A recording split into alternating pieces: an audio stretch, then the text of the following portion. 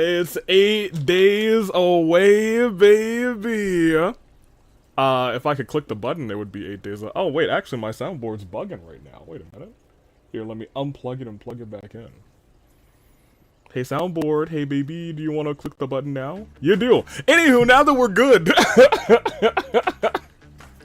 It's that time again. The soundboard now do be soundboarding, and I be having you guys boarding the plane to Avi-Mania. We are 8 days away, and with a single wa-cha-cha, I will bring you to me. Good day, good peoples, on their fine day in the year of the paradigm. Tooling Dave, Bravo Dave, Kafka. Anomaly, the Nomacars. If you know me as the man who is excited because it is time. Will we see hopefully some good poll winners? That's right, the polls will be revealed tonight. They certainly will, as well as the last spots for the Avi-Mania ladder matches is going to be filled, and we're pretty much going to know generally everyone who's going to be at Avi-Mania after tonight, outside of Iroh's team and whoever this fourth person is on Amon's team, which, you know, don't love the thought of that, but I digress. Let me catch up with the chat, you guys. Hello, Avi. Hello, Rando Bot. Zane says, yo! And to you, I say, yo! Katoko's in here. The Woken One is here. Greetings, Aviator, and greetings to you as well, Woken One. Flair's here. Welcome back, Flair's. Good to see you. Cool. I think we're pretty much. I heard a lot of wind too. So to all the windless here, may your breezes be delightful. Oh, it blasted my ears? Oh, well, you know, they're tragic. Avi, when do we learn who you'll reveal, they will be revealed tonight. Goodness gracious, Wind. Y'all better get yourselves together. Why am I going into an ambulance match? Well, I don't know if you know, but like, this past Sunday, Iroh, you didn't have a good time. Moko didn't have a good time. You both could have used an ambulance. So this time, tonight, we're making sure you both have an ambulance because, baby, it's an ambulance match in the best of 7 series. Yeah, baby.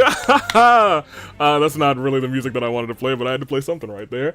To get excited for that, I'm so excited, man. Those two really are not friends. I mean, they are not friends. I don't think they ever have been, and I'm not sure they ever will be. That being said, Car. Good to see you. Love to see you. My last ambulance match was a failure. Hold on. Well, hopefully this one isn't. I believe the votes for the Av-Mania Gauntlet. Winners. Winner fights the Fight Forever champion. That is correct. They fight for the Fight Forever championship either against March 7th or again, depending on which, you know, Gauntlet match you win. Let me get the game audio going because it is time to get this show on the road. Huh? Time, we'll give it up. I'm so excited.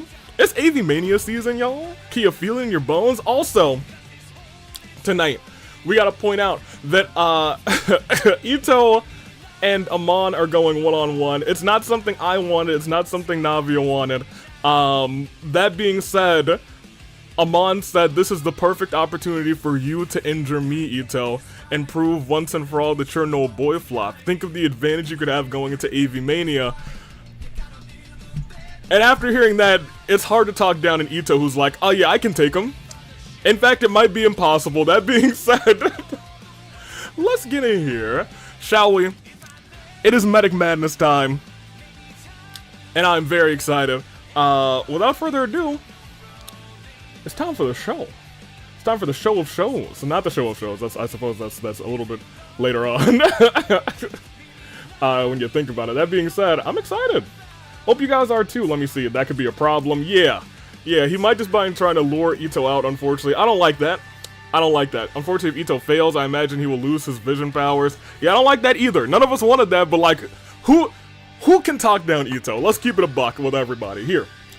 Regardless, it's Medic Madness time as things get electric. And I go to get my water. So hold on, let me get my water. Here. The AEW medical team have had one heck of a journey so far. You love to see the girls. Tonight on Crack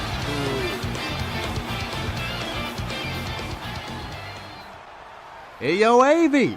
I'm sorry? Over here, big man. Yeah, that's right. Come on, right over here. I know you can see us. Get your cameras on the ring, buddy. Come on, right here. Hey, there we go. There we go, man. See, you got it. Joy Tartaros, you know, oh my gosh. Good to see that you're sitting pretty. Here, in I'm gonna that call chair, security man. real quick. What, after everything that's been going on around here for the past month? You know, a lot of things that I don't know, just don't sit right with me, man. You changed. You got yourself consumed by hatred. By some bias. Or, you know, maybe that's what you've been all this time. Consumed. See, you decided to take your bias against Joy, yeah, it's a bunch of Tartaros, and against a bunch of anybody idiots. who doesn't really seem to agree with you. Yeah, my bias, and you turned it still into idiots. pettiness. Any opportunity you get to screw them over, you gladly What do you mean take. you can't do anything about it? Oh, and before I continue on, don't you worry about trying to get Peaceful security out protest. here. Don't worry about cutting the feed or anything like that. We got a show to run. Nah. See, we got all that covered. We're out here for a reason, and we got a financial aid to help us out. See, our financial aid What are they doing? is a GM that you despise, and we got him to back us up. See, your security, your staff, they ain't touching us. Don't bother sending your goons out to the ring either, because they aren't why is the getting Waffle far. Boy back? We've got this ring all to ourselves.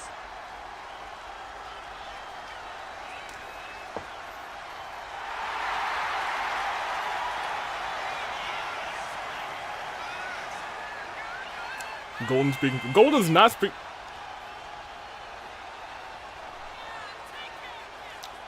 Let me not say anything.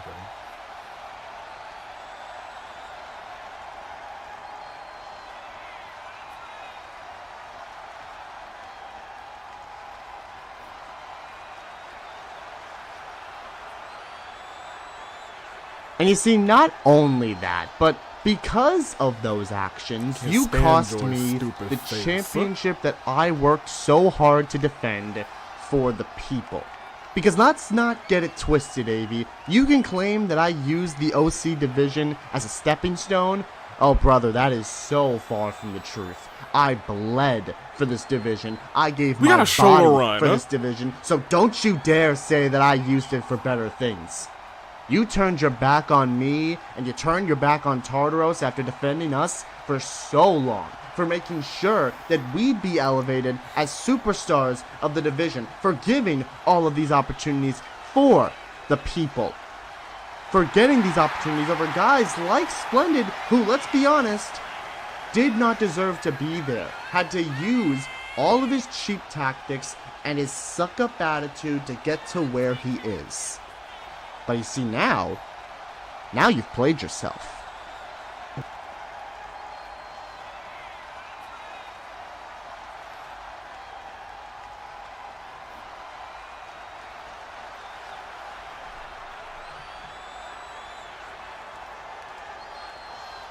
Talk with a break.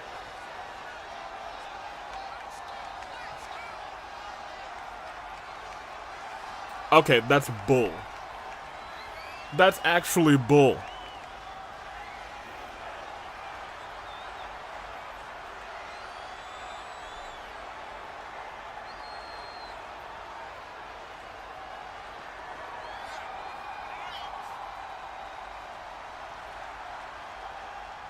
That's right, Joy, that's right.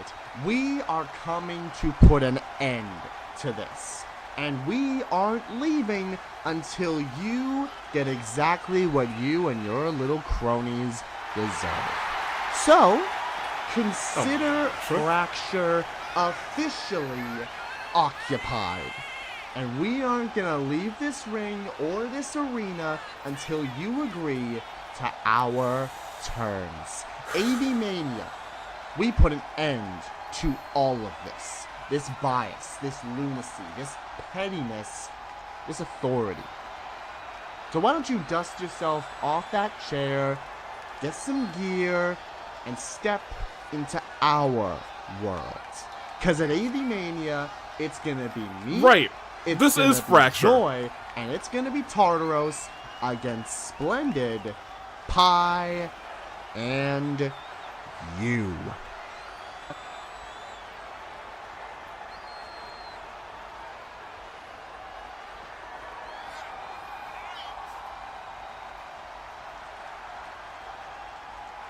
Like, why are you trying to bring Pie into this?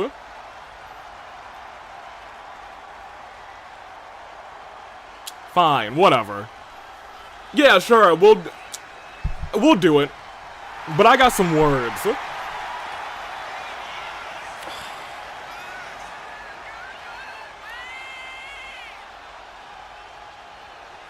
Perfect. That's all we need to hear. Stupid. Oh, one more thing, Avi. One more thing. All three of them stupid. It's not just gonna be any old match. We're going to war. 2 rings, 1 cage, and nothing stopping us from tearing you 3 apart. At Avi-Mania, you're locked in our ring, inside of that cage, inside of War Games!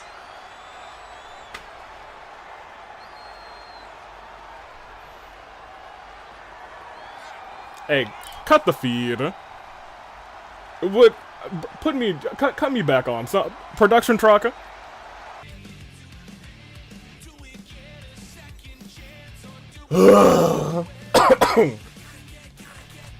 Pi, that underground match that you're in, I'm gonna have to find a replacement.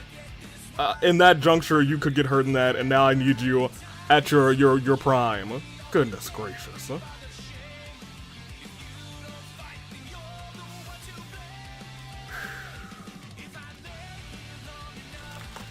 Alright, here. You know, I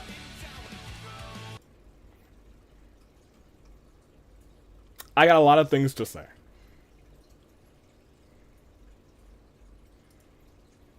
Like, I got a whole lot of things to say. But you know what? We've already wasted so much time in this show. Avi, what does he mean by it? He means War Games, apparently.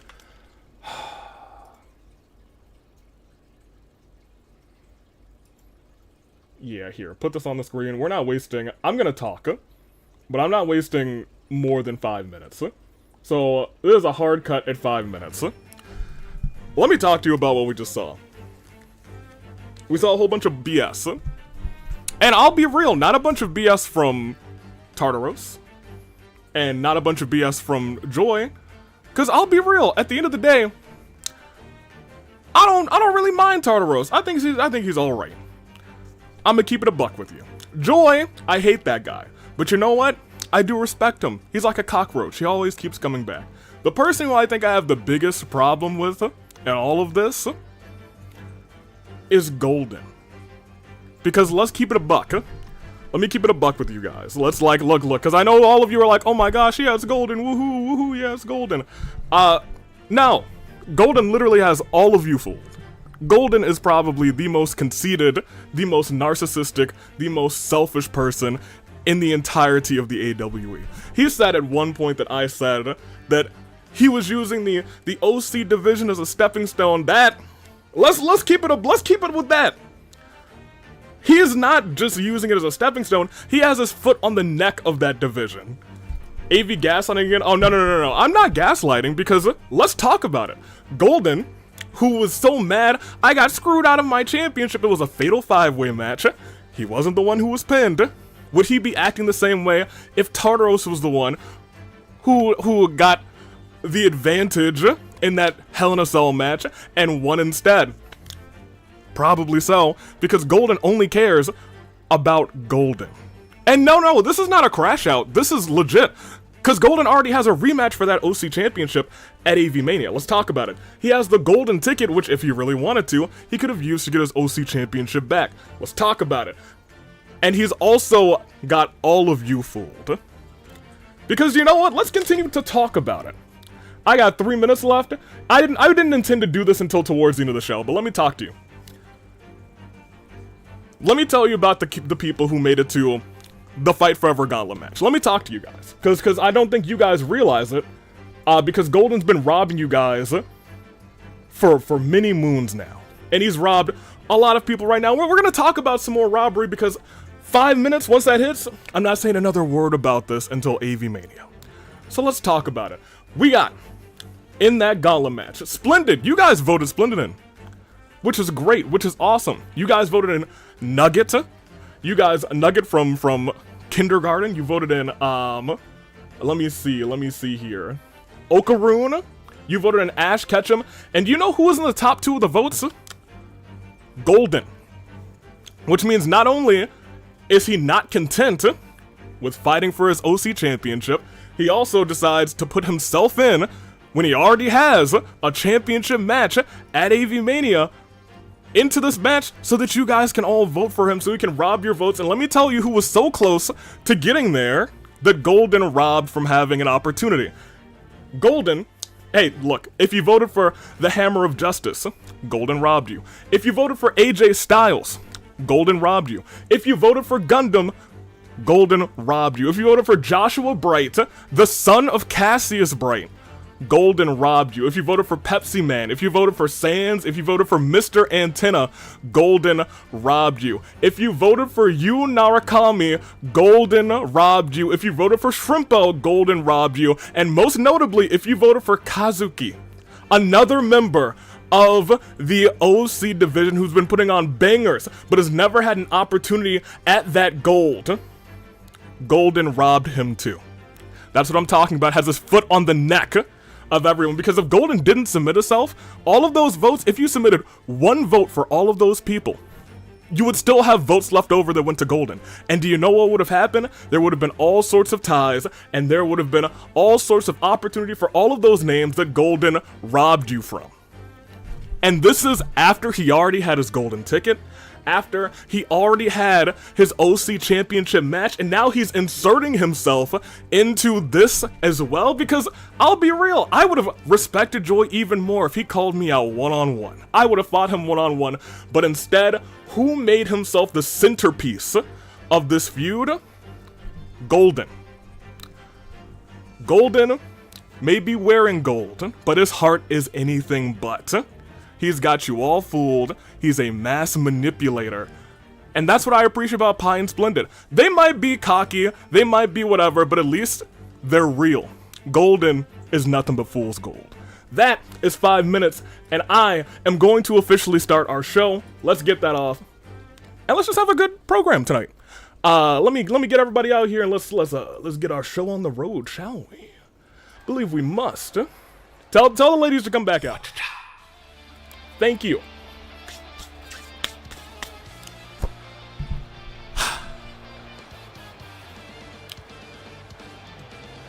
Welcome in to the medical team. Again. One more time. What's that? That hasn't been a thing for a while. I'm just working my day job and working hard and making Dad proud. You love that. You love that. You love that. Oh, chat? Chat, where are you guys? Huh?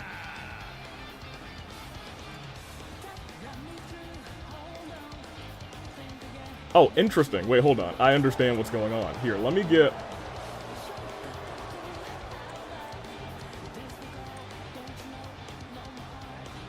this. Let me get...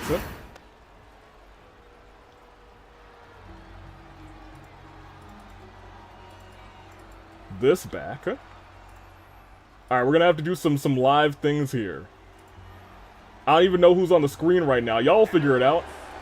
I gotta get you guys back. Chat 1920.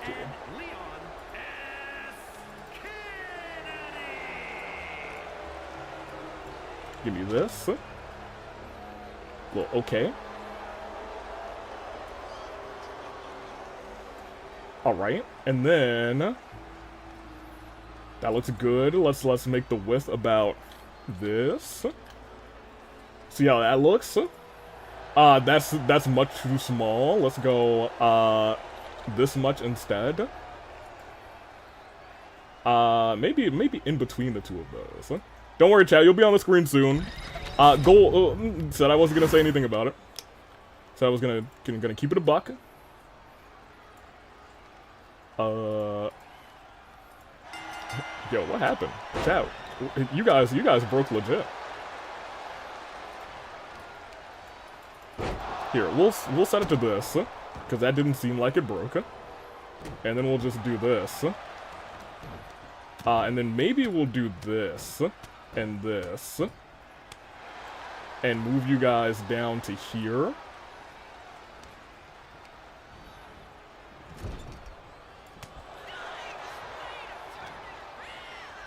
And there we go. And give you guys a little bit more space. Perfect. Now you guys are on screen. We love that. Alright. Pinfall. Kept up. Oh, wait. It's Jill and Leon! Leon! Open challenge, Resident Evil, and Leon flopped. You'll love to see it. Anywho, interesting Resident Evil. Side note, RE9's coming out next year. Shameless plug, LOL. So you're telling me Golden rigged the votes, and now I can't think about K-pop Demon Hunter song Golden because of the wrestler Golden. I'm not gonna say that Golden rigged the votes. I'm not gonna say that at all. In fact, I'm not gonna say anything on the situation anymore. But you guys use the information that you just got to make your own decisions and your own judgments. That's what I encourage you all to do. Anywho, Avi, we're back now. We must see our golden achievement. What is your achievement? What'd y'all do? Did you, Resident Evil time woo, says Lunala. As right now, the medics are doing pretty good. Tag's been made. And here's the thing, Naomi's really got to stay focused.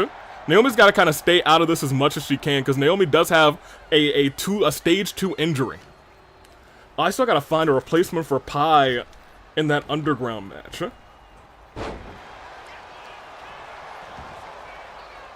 Nahida. Nope, not Nahida. Navia. Y'all don't understand how many times I've accidentally texted Navia trying to text Nahida and vice versa. The names are too similar. Anywho, I should probably just make this one onion in my text. Alright, let me see. Who's free to fight Akechi in the underground tonight? Sweet. Alright. Just text them both. Lamau. No. Let me see. Yeah, if Naomi gets too hurt, she won't be cleared. That's true. Imagine, you know, the medical team saying, oh, I can't clear myself, Jillin.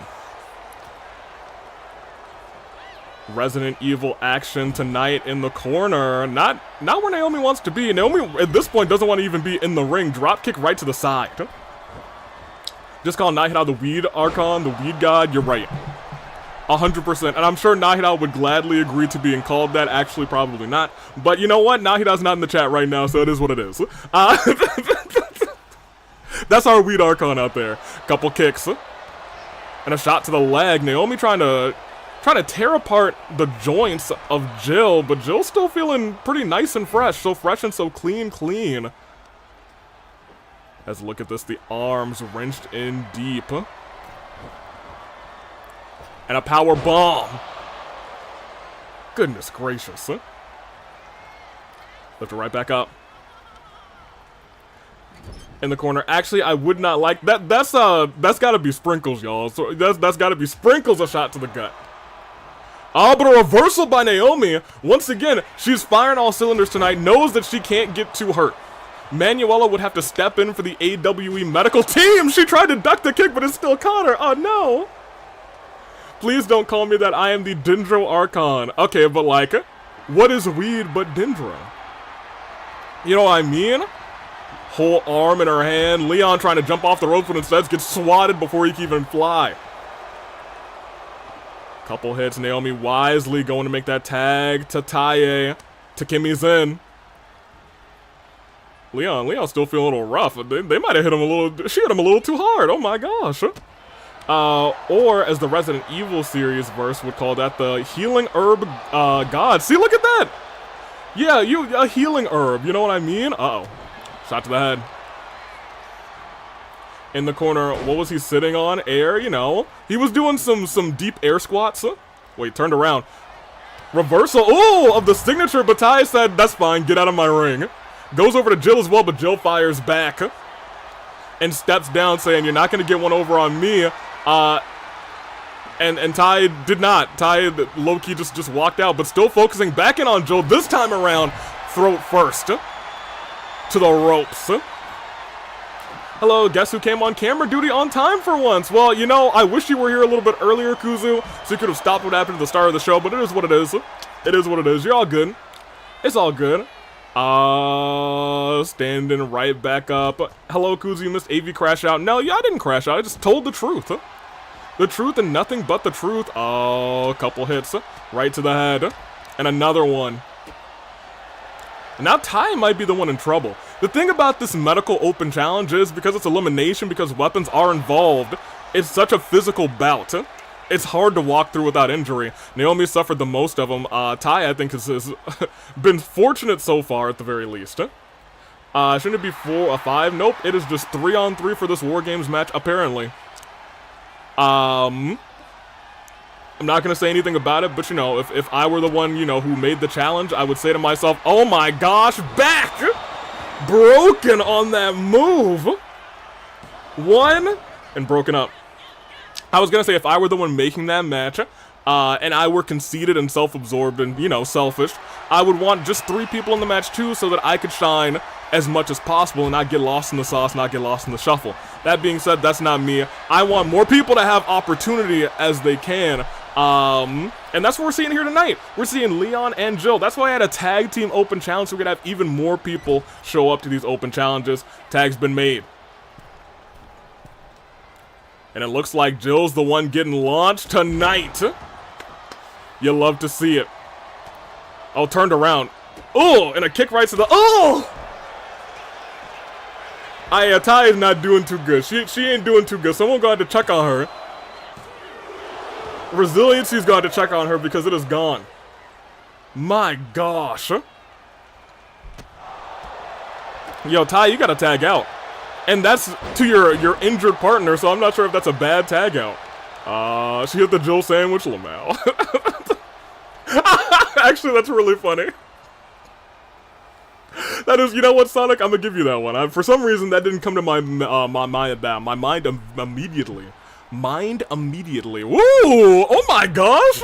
Hold on, Leon. Hold on a second. Did y'all see that, mans? Did y'all see that? Oh, stop the tag at the very last second and rails away. But Tai fires back. Tai with a reversal. Much needed, but isn't reversing this one. Is reversing this one.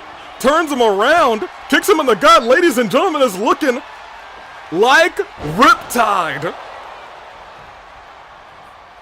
1, but it's broken up by Jill.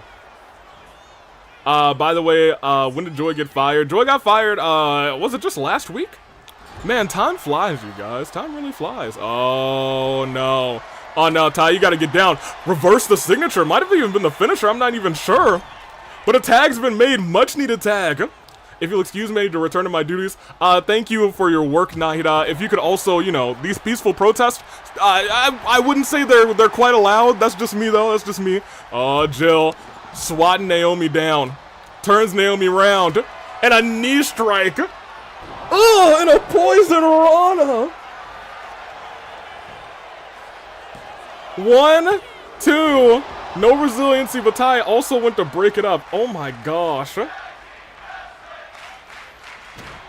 Goodness gracious. Hopping around, hold on.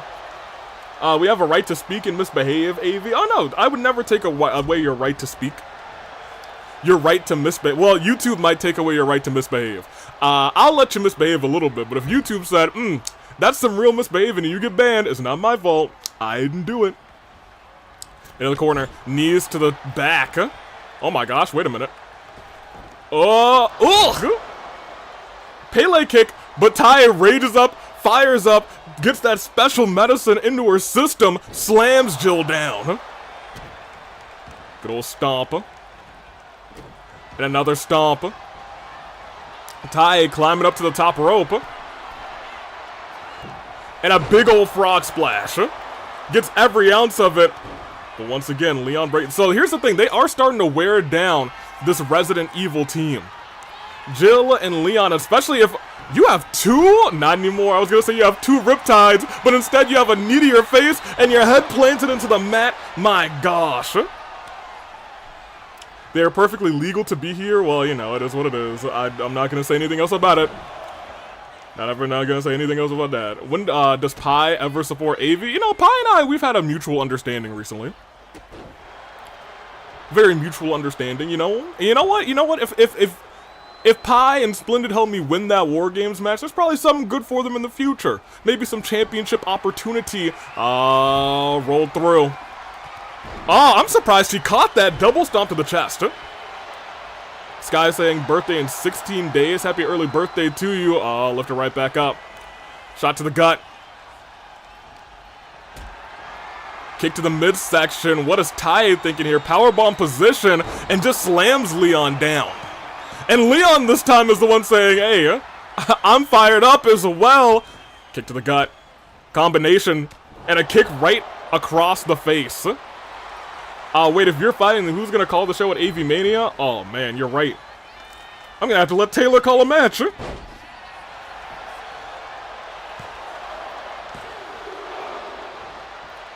Goodness gracious. Alright. Yeah, Taylor's gonna have to call that match, huh?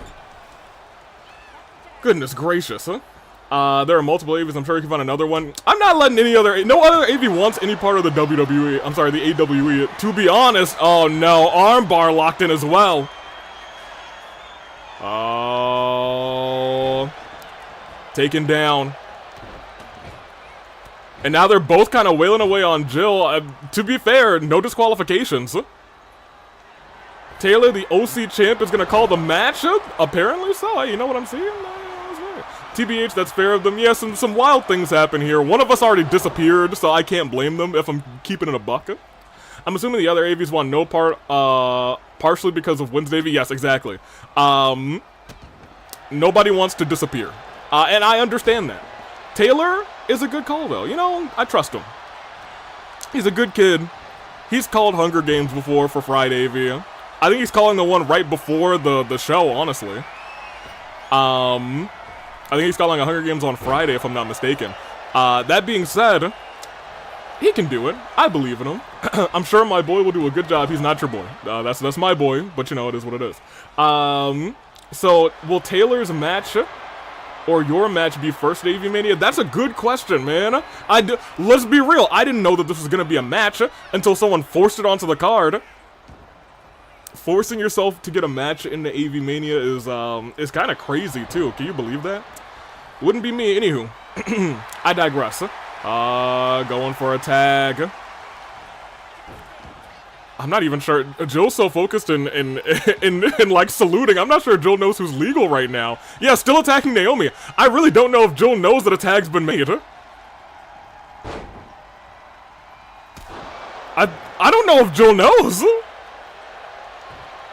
Yo, I really don't know if Jill knows. Oh my gosh. Yeah, but now I'm not sure. Ty certainly knows. Ty certainly saw that happen. And now Ty is certainly in dire straits. Reversal. Shot to the head. And we're looking potentially at Riptide. And Jill there to break it up, immediately stomping on Ty. Y'all, okay, they're kind of going a little crazy. They are kind of going a little crazy right here, right now. Nah, I'm claiming ownership over him. No, Akuzu, I will fight you for that. 1,000,000%. That's not my son. But I would not let you have ownership over him. No, not at all. Of course not. Anywho, steel chair versus arm, and steel chair wins. And again, steel chair wins. And again, steel chair wins. Leo, you gotta calm down. That's a member of our medical team. We going. Oh no, not onto the chair. Oh no, not onto the chair. Not on the chair. Oh my gosh. Onto the legs of the chair. Oh no. Oh no, man! Oh no!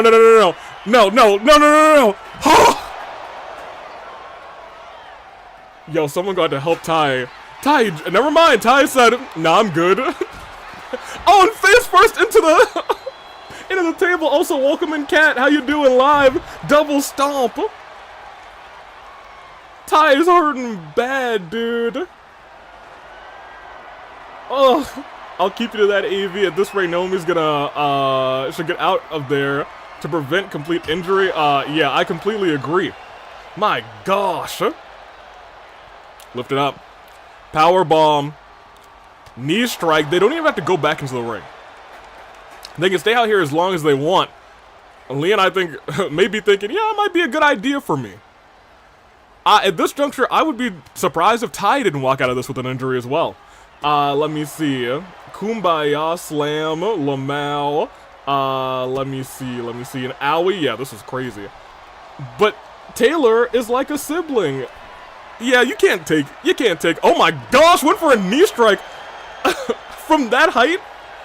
Could have been disastrous. Luckily, Tai rolling out of the way. Oh, and if this lands face forward, might be face first onto the apron, dragged down into the mat.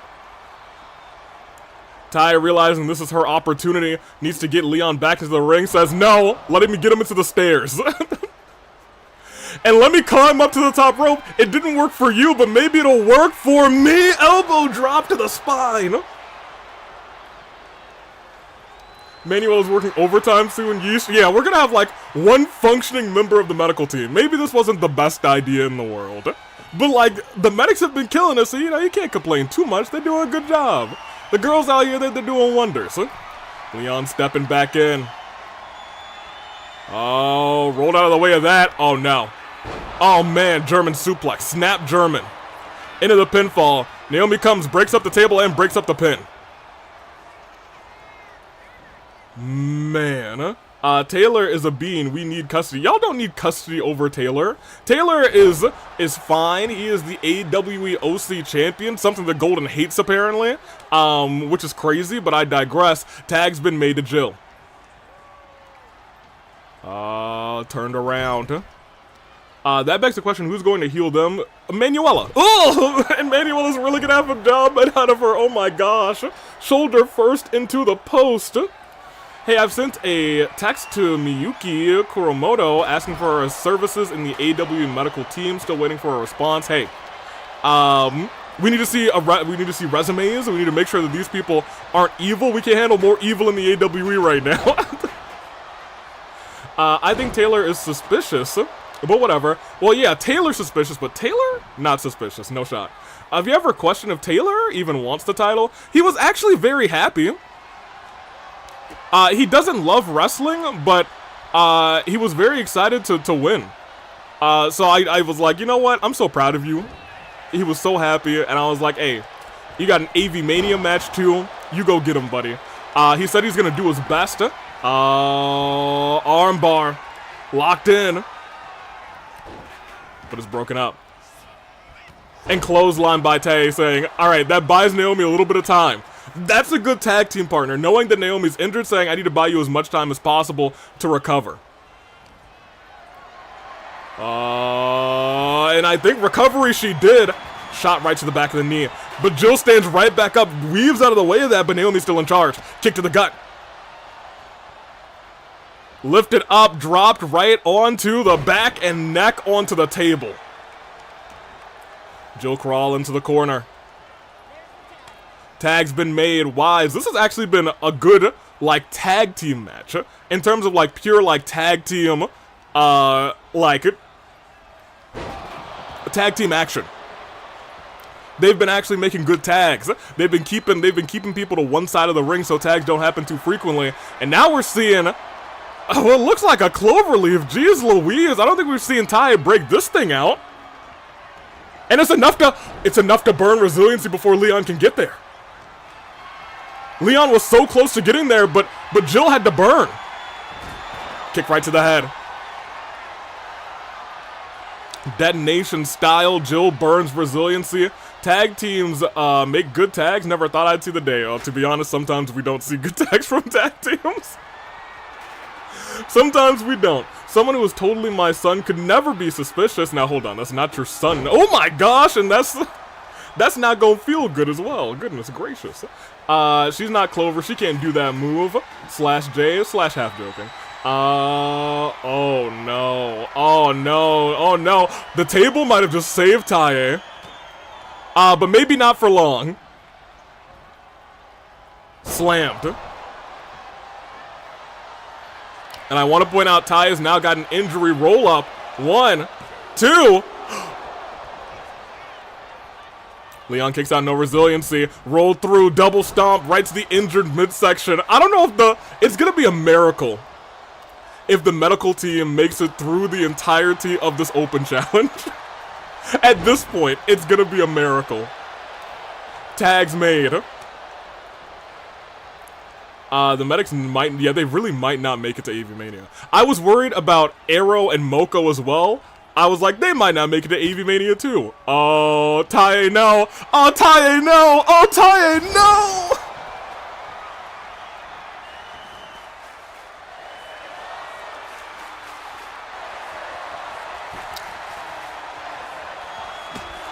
Tae is hurt now. We might not see Naomi for a while. Worst case scenario, I'm gonna be real. We might not see either of them for a while after this intense open challenge that they've been having. How is that not a DQ? There are no DQs. Sonic, they've been in each other with kendo sticks and whatnot. Double knees to the gut.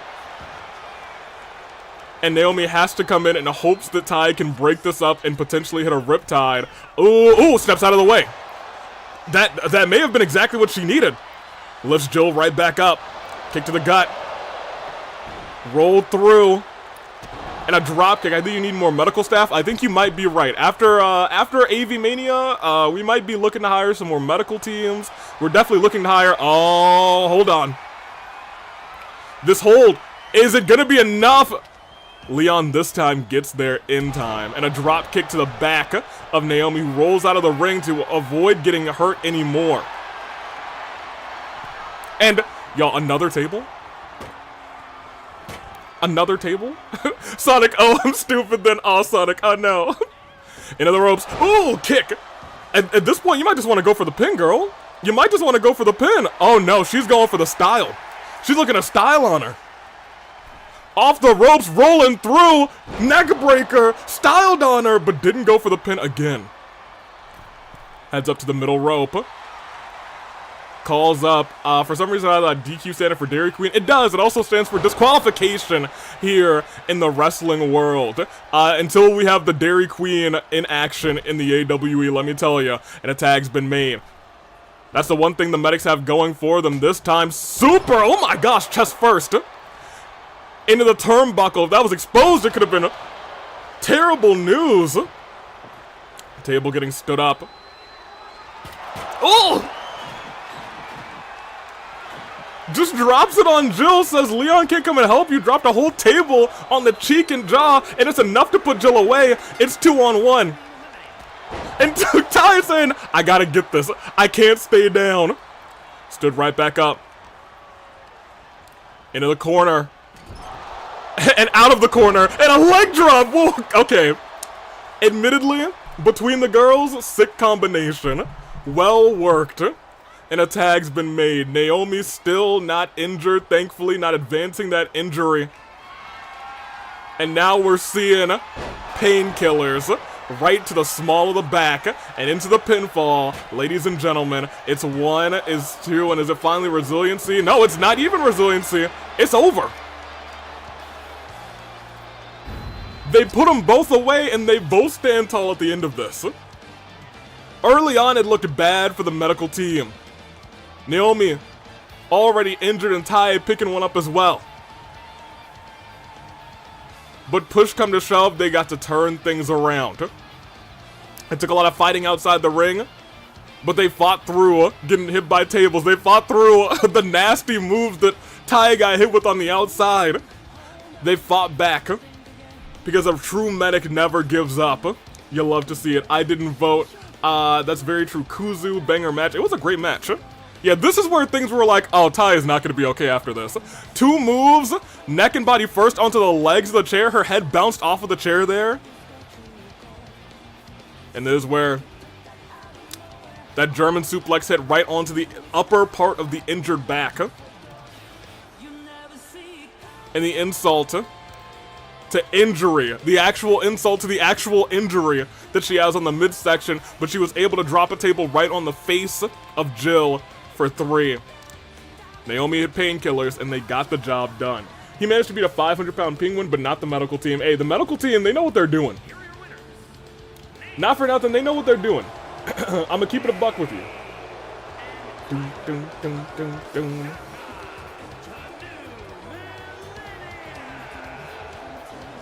Now, forgive me for having a bad memory. It's been a week, a long week rather, but what's in the men's Gauntlet match? This is for a little bit of electricity. Congratulations once again to the medical team. And we'll exit out of this and hope that the game doesn't crash. Oh my gosh, who would have thought? It is an 8-person gauntlet match to see who gets the final spot at Av-Mania in the ladder match, the 8-person ladder match for Makoto's AWE Championship. We're about to find out who's going on. And that means I gotta give you guys, I guess, numbers.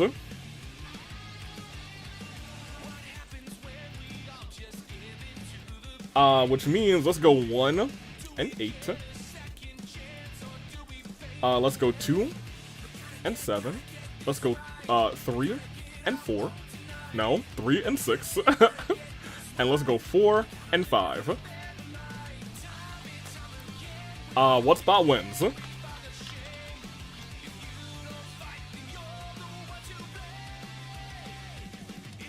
We don't know who will be in here. We're gonna find out together. The medical team did pick up the victory. Twitch believed in them. Good on you, Twitch. Let me see. Last chance. Gauntlet, a limb. I'll give you guys, I don't know. I'll give you 5 minutes. 1, 2, 3, 4, 5, 6. Whoops. Nope. 1, 2, 3, 4, 5, 6, 7, 8. Yeah, good, what spot wins? I don't know how that's gonna work out. Good luck, Twitch. Y'all are gonna have it rough. At least YouTube gets to share numbers. Let me see. Voting safe, number 8, 7. If I win, it'll count too. Hey, we've seen people win these from the number 1 spot and the number last spot. We've number last.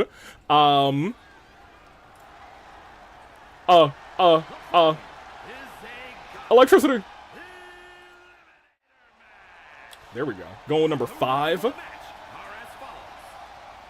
I'm going 6, says the wind that's really the wind.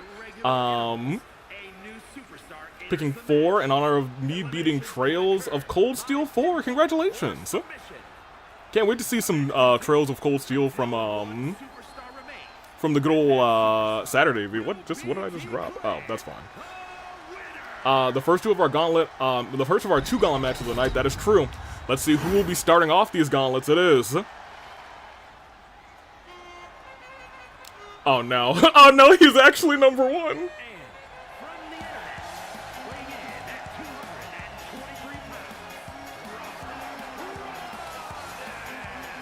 This is a man who's won a Gauntlet Eliminator before. He is actually number 1 tonight. Who would have thunk? Will it go down in history is the real question. He's had some impressive performances in the AWE, but he's never been able to clasp that gold. He's got to go through another Gauntlet Eliminator tonight. Will he be able to do it? We will see. Okay, now I'm extra okay if number 1 wins. Boom, boom, boom, boom. We are number 1. Hey. It is Eliminator wind. It is a Gauntlet Eliminator match, and I don't know who this is. Oh! I know who it is now. Oh boy! I think chat died. Oh no, not chat dying.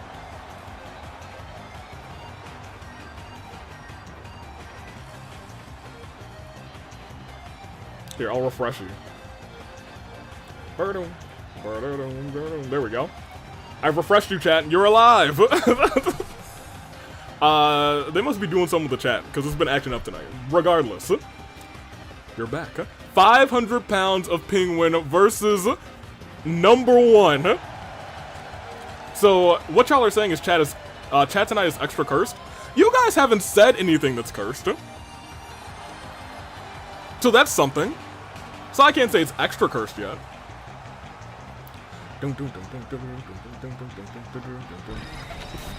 Let's see how it all play out. 500 pounds of pure king. And it's beginning. Gauntlet Eliminator. Starting off. Number 1 and 2, Robert Rotten. The King. D to D. That big old boot or flipper right to the face.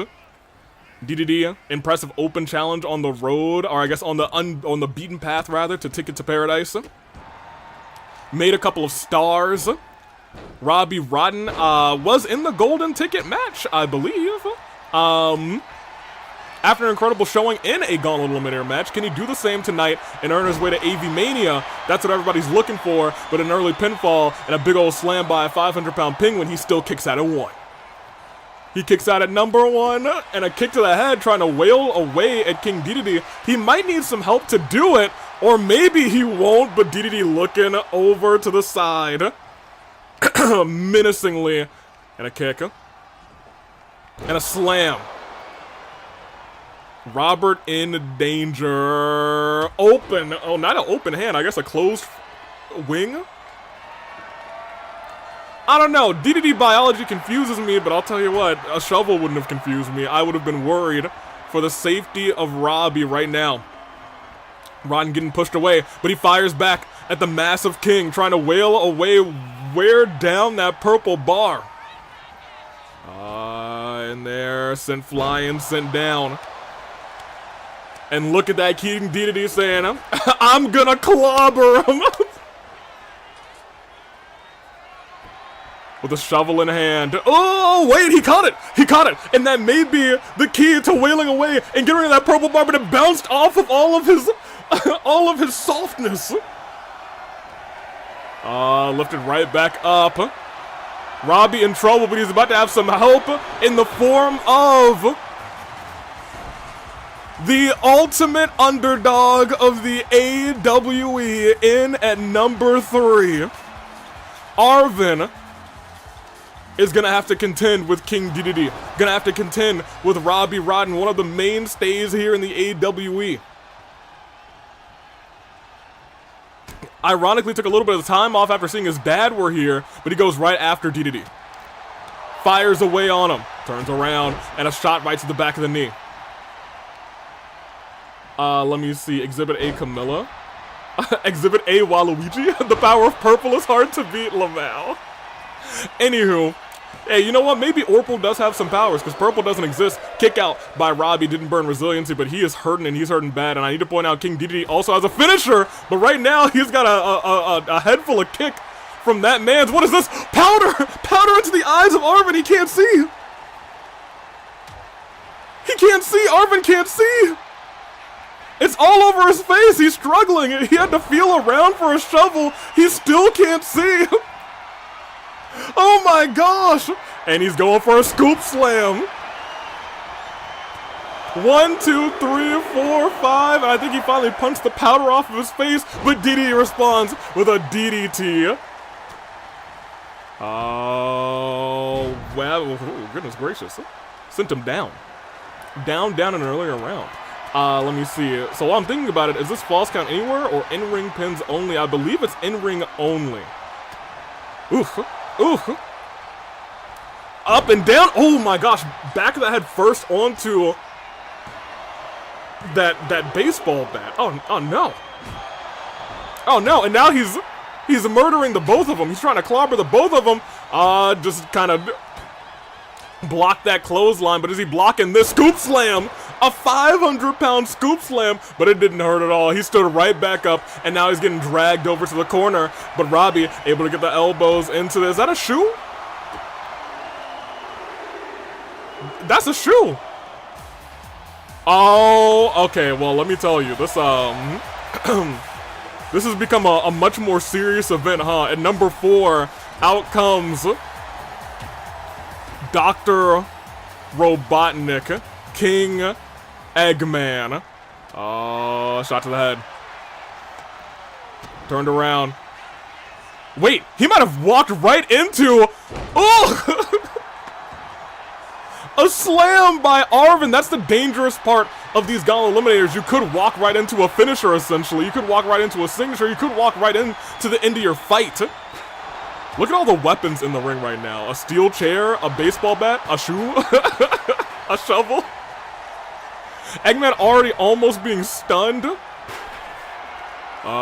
put the... Oh, I was going to say he put it down. All right. Eggman, I was going to say, Did walk in with a purple bar, but saw how much... Oh my gosh, Arvin! Is he gonna put away King Eggman immediately? 1, 2, kick out. Kick out, and look at that flying leg drop. That #1 leg drop for 1, for 2.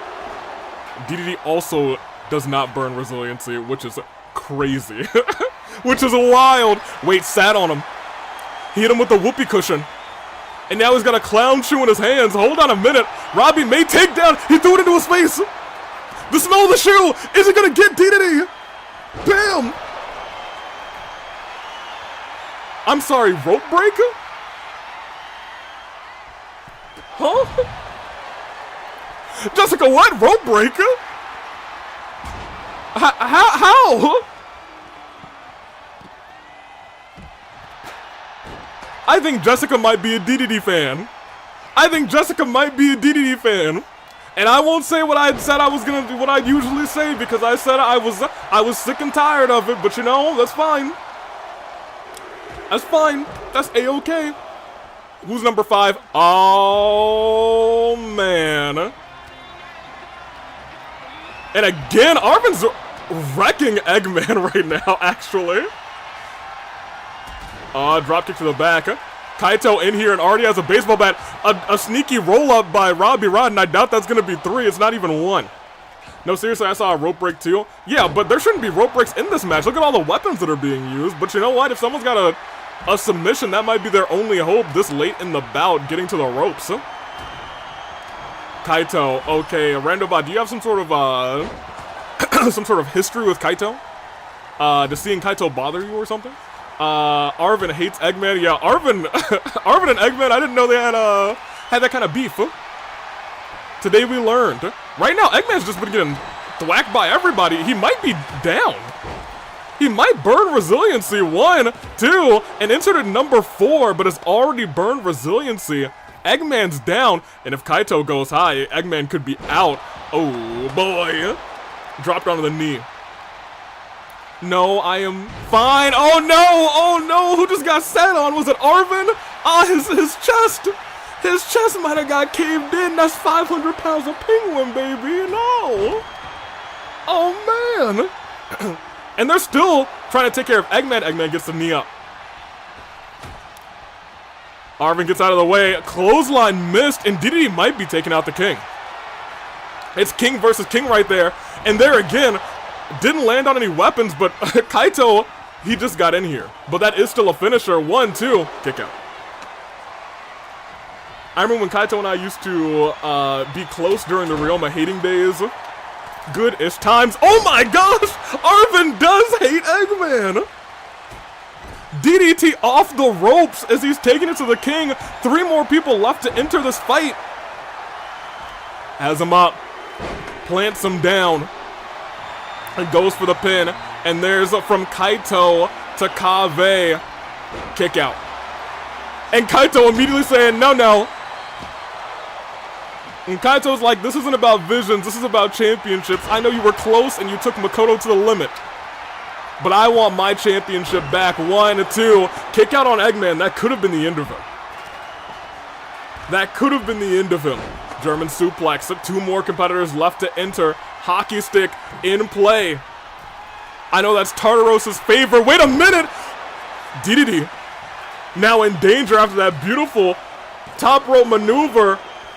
I'm sorry, he still didn't burn resiliency? Mans was out here first. I'm sorry, Robbie Rodden hasn't burned resiliency? He was also out here first. Pinfall, but a kick out by Kave. Oh my gosh! He tried to kill Robbie Rodden on the outside.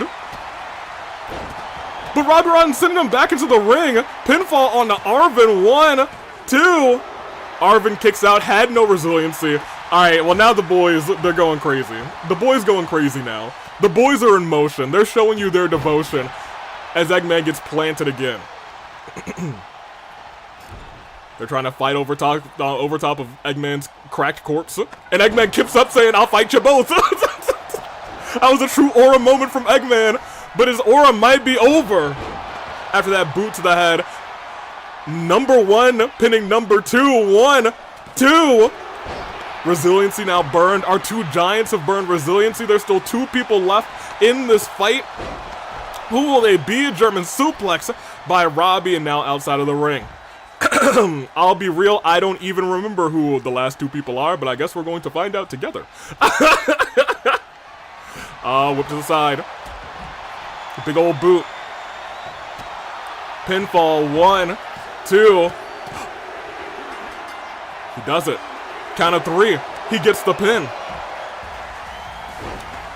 And ladies and gentlemen, one boy flop proved in singles action that he was not a boy flop. Can another one prove that he can be a singles superstar? Drop kick. 1, 2, kick out. Slam down. And he, wait a minute. 1, 2. I thought for a minute Kevin was about to immediately come in and pin Eggman. Can you imagine? Can you imagine? At number 7 is Kevin. Who will be number 8? Lifted up. Slammed onto the knee. Eggman and Kaito, you gotta remember, these two also have history. These two have major history with each other. Eggman taking the title off of Kaito, also injuring, going after the injured leg of Kaito in their championship match at Valentine's Violence. Kevin, however, has history with trying to win a match. Can he do this by himself tonight? Never won a singles match. Will it all change with this Gauntlet Eliminator?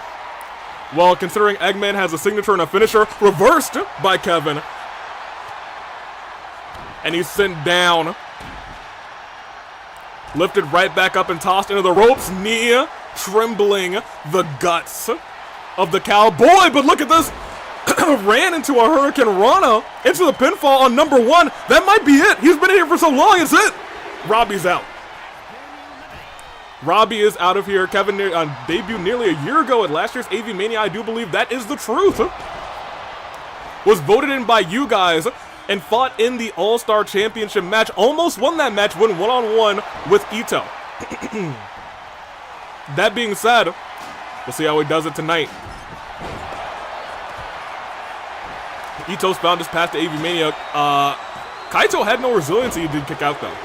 And the last spot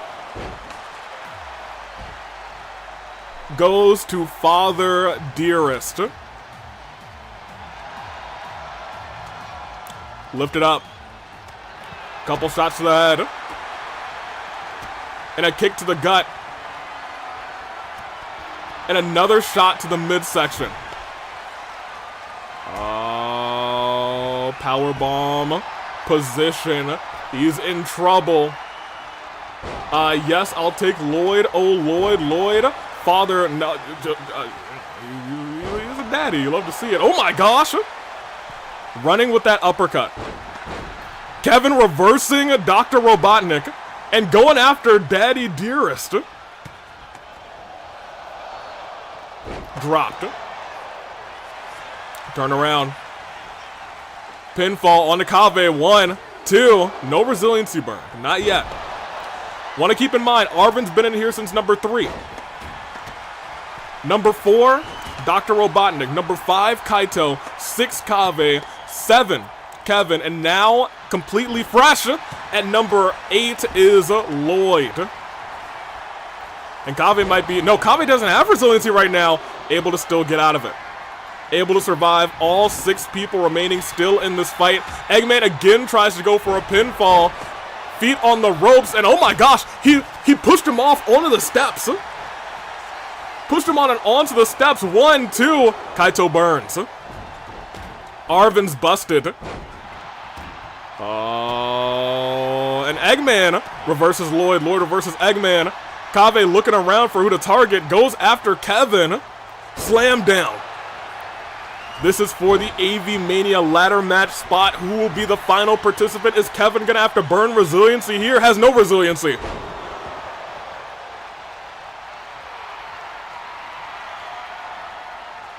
Survived. And Arvin, not super good, but you know what? Wait, maybe recovering. And Eggman broke that up. I think he said Kevin, Kaito's mine. but he may have made a tragic error because Kevin with a suplex. And Kevin with another. And Kevin with a third. Lloyd still kicked out at one. I think that was Arvin's finisher too, regardless. Shot to the gut. He tried to go on the ropes. Jessica just in the way. Lifting Mans up and drops him on the knee. Gotta remember also, Kaito has no resiliency. He's got a long fight ahead of him. There's still 6 superstars who over the past, I would say like the past maybe 6 months outside of Arvin, have all had a reason to like, have had their spot in the sunlight. Ooh! And an uppercut. Arvin has had his spot in the sunlight way beyond that. Not for nothing, kick out by Arvin. Lloyd rolls through. Gets lifted up by Kave. Kave getting knocked down by Lloyd, but Eggman lifts Kave up saying, let me get everybody else first. He clears the entire ring. Oh my gosh. On to Arvin for 1, for 2, and that's resiliency on number 3. Kevin, adrenaline's in his soul. And Kave might be good as gone. Turned around. Everybody's hitting everybody at this point. Kave burns resiliency. Who's got it left at this point? Is it just Lloyd and Kevin? You got to imagine that's a big benefit for number 7 and number 8. Oh my gosh, stares right into the body and face of Arvin on the outside. Someone check on him. Someone check on him. Moon landing. Just destroyed all of that purple bar, that orpal bar. 1, 2, and Kevin burns as well. Lloyd, I believe, the only person left with resiliency in this fight. Big ol' arm right to the head, lifted up. I think he was thinking about the other side, but instead he may be going to the back. Wait, no! Oh my gosh, they ran into each other. Kevin was so close to hitting that move. But instead now figure 4 leg lock. Kave going after Kevin, whipping the neck around, and Lloyd wisely rolling out, and out of nowhere, bam! Shot right to the heart and into the pinfall. 1, 2, 3, and Kave is out of here. And Kaito might be following right behind him because he didn't look behind him, and there was a Kevin lying in wait, and that's 3. Kaito's out of here as well. We now still have 3, 4, 7, and 8. But I'll tell you what, Lloyd just ate a finisher and had no resiliency. The egg carrier did connect. Kevin is in trouble. Arvin still trying to fight through this. Eggman calling for him to get up, and another egg carrier right to the back. Into the pinfall again. 1, 2, 3. He gets rid of Lloyd. It is now number 3, number 4, and number 7. Nobody's got resiliency. From behind, is he gonna get Eggman? Ladies and gentlemen, do you believe? Oh, into the corner. Kick to the gut. Arvin just letting them fight. Eggman's busted open.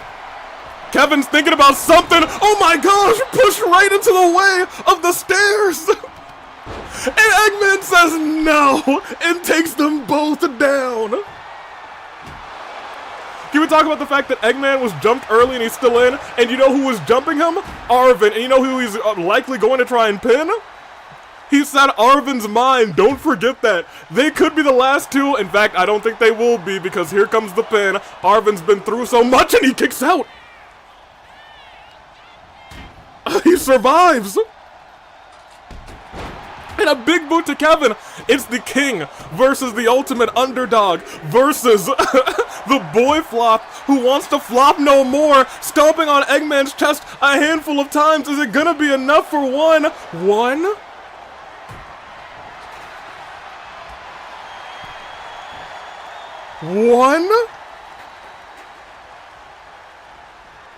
Oh my gosh. But a reversal. Kevin survives, hits a big clothesline on Eggman, and now these two fighting inside of the ring. Kevin sends Arvin into the corner. Eggman still groggy on the outside. Looks like he might be coming back in. No, he said, you guys take each other out. I am just going to take advantage once you guys are beaten and bruised. No, he cut a stray from a shoe. Monkey flip, but Kevin's gonna have to turn around. Shot to the back of the ears. And a combination of strikes. Bam! Kevin's busted open, and it's the pinfall. Once again, this time Kevin's been through so much. 1, 2, and that's not enough to put him away. Boy Flop said he's not flopping, at least not yet. Rolls to the outside. Arvin's got a finisher. Eggman pushes him away. Eggman's got a finisher. It's going all over the place between these three. Leg drop, no, elbow drop, I believe. And from that big ol' Eggman, that elbow drop might be enough for 1, for 2. It's not. He still survives. Y'all, we're eating tonight. We're feasting tonight. I didn't think these three were gonna put on a show like this. Egg Carrier! And that's gotta be it for Arvin, ladies and gentlemen. It's Kevin versus Eggman. 1-on-1. Boy Flop versus King. And he uses the stairs. He said, I'm gonna need all the help I can get. Can Kevin do it?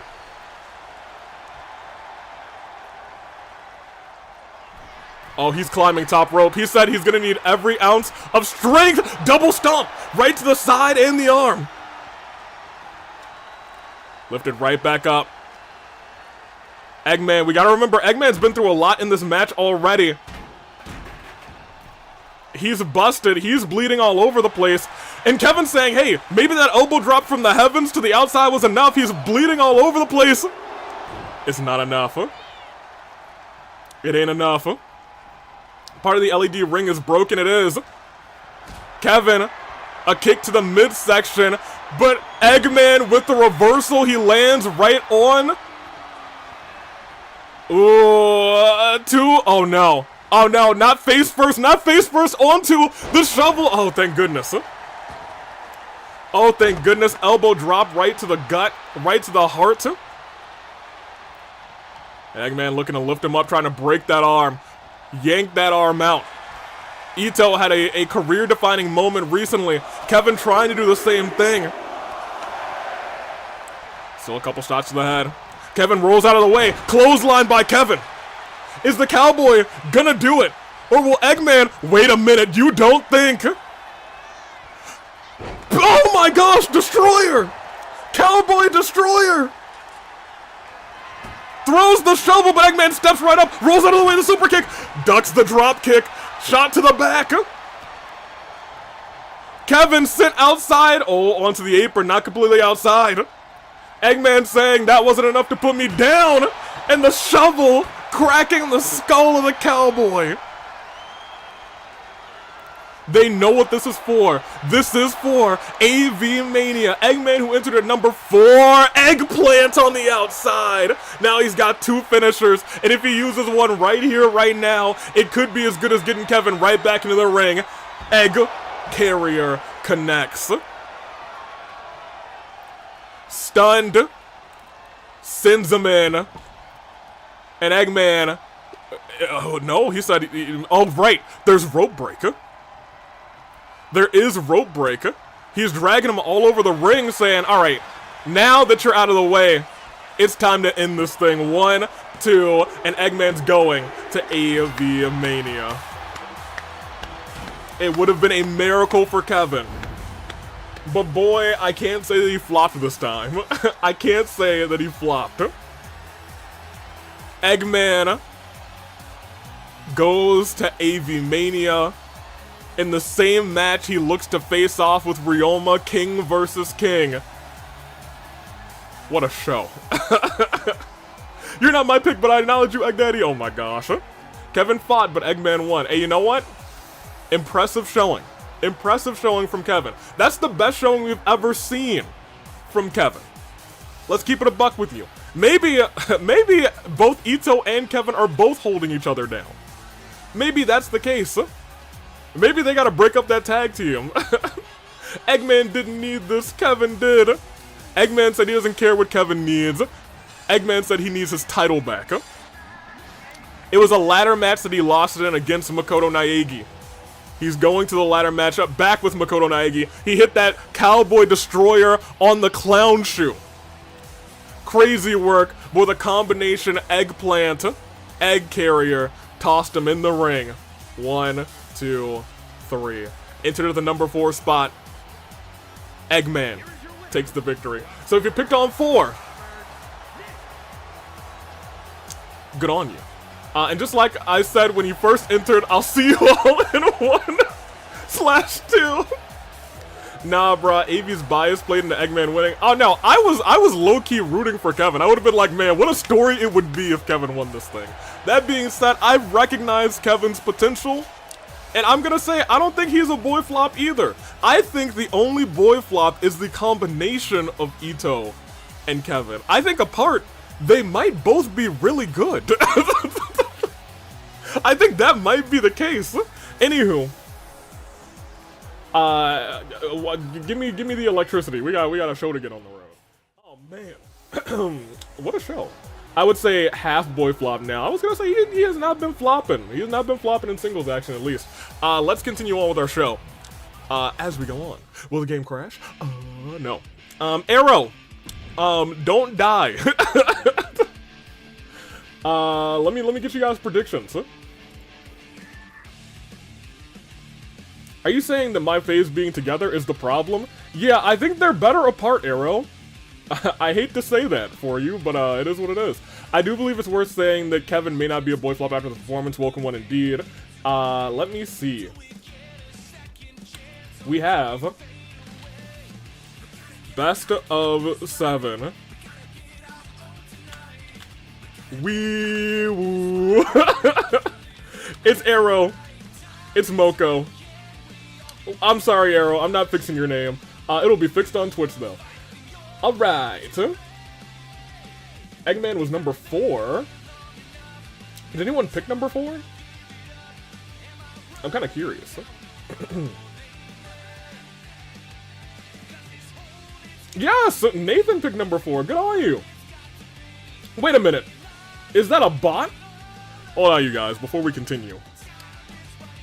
I'd see somebody on the Twitch side, a fantastic Surreal Smith 8. What a baller name. Hey, Surreal Smith 8, how you doing? How you doing out here? I hope you're doing fantastic. Hey, everybody, give your grandest hellos and hi and howdy doos to Surreal Smith 8. Big W to Surreal Smith 8. Love them. Love them. Mwah. Welcome. Yeah, we do have a special welcome to new members of the chat, especially new members just like you. And it's here, let me we have a special song for them too. Let me pull it up real quick. I don't know if you've heard it before, but let me mute the game audio real quick because it's actually a banger actually. Have you heard this one, Surreal Smith? It's really good. It actually goes like this. Whoop that bot! Whoop that bot! Whoop that bot! Whoop that bot! I am man. I am man. That bot is out of here, dog. Alright, great. Now, let's continue on with our show. I'm glad we got that into our system and out of our system. Alright, now let's go on. It's a submission match. I still need to give Twitch their prediction, but I'm gonna give you the match right now. And it is best of 7 Wee Woo match. Iroh, Moko. Let's talk about it. Iroh's got 2 victories, 1 more, and Iroh's going on to Avi-Mania for a championship match, Moko's championship one-on-one. I believe that'll be Iroh's first time in a championship match at Avi-Mania, if my memory serves me correct. But it might be wrong, I don't know.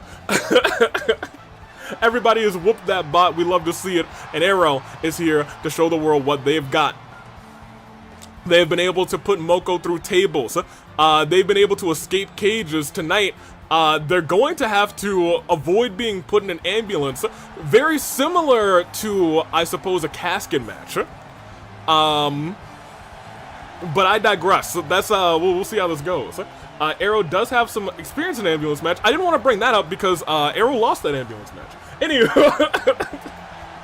Also, if you have an important question, Go ahead.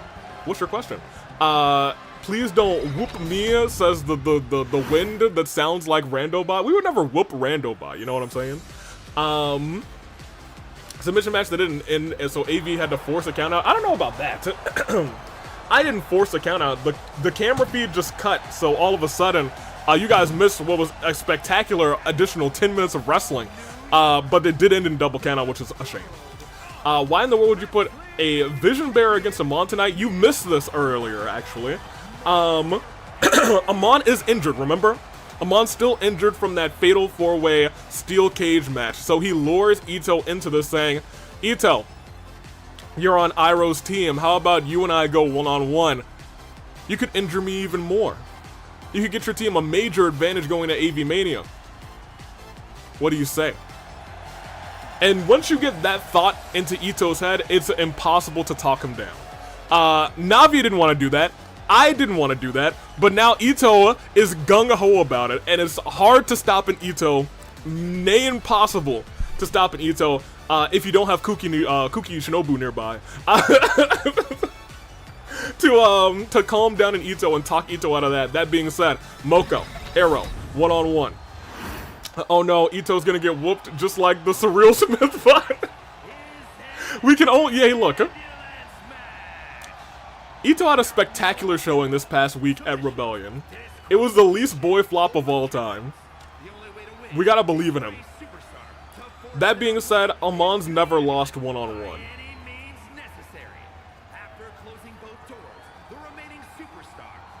That don't matter. He gonna be okay. Just like Iroh's gonna be okay tonight.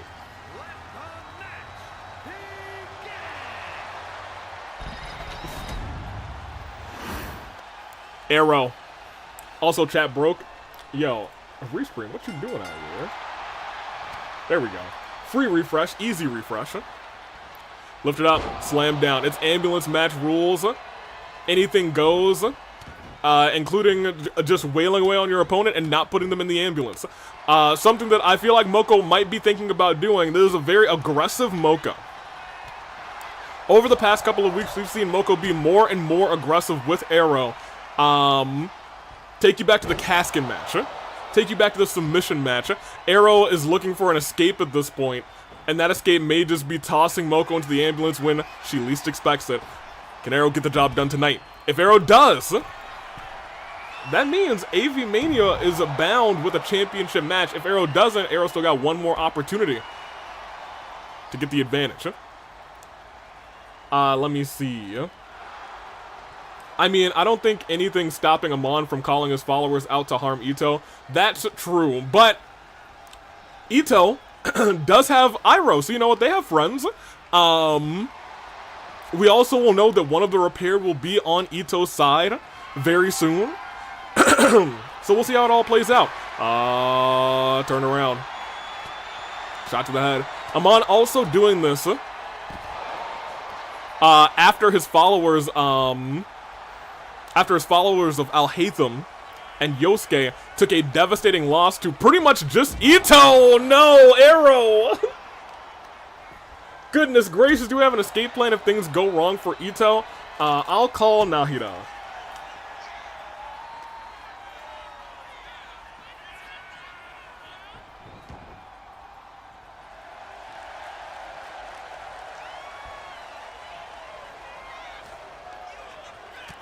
Hey, Security Archon. Is that better than Weed Archon? Yeah, I know it's not. It's Dendro Archon, I got you. Security Archon sounds, you know, that's better than Weed Archon though, right? You're not fun. Anywho. Itto, let me stop playing around. We might need like a security on standby if Amon tries to, you know. Yeah. You're on it already? Appreciate you. Hey. You're killing it with security recently, except for earlier tonight. That was kind of BS. But regardless, you're doing all right. I see you around. Thank you very much. Toodaloo. Thank you. You know, Nahida is a pretty good head of security, not for nothing. Not for nothing. Not too bad. It is true, though. Yeah, I was going to say that's the Weed Archon. You know what I'm saying? That's the Weed Archon. Look, y'all, it's true. Oh, Iroh going for sleep. No. Celino! Oh no, and Moko immediately says it's time for Phoenix Splash and gets every ounce of it. Yo, Moko's still so fresh, what happened? Oh no, no, no, please, no, no, no, no, no, no. This has happened so many times.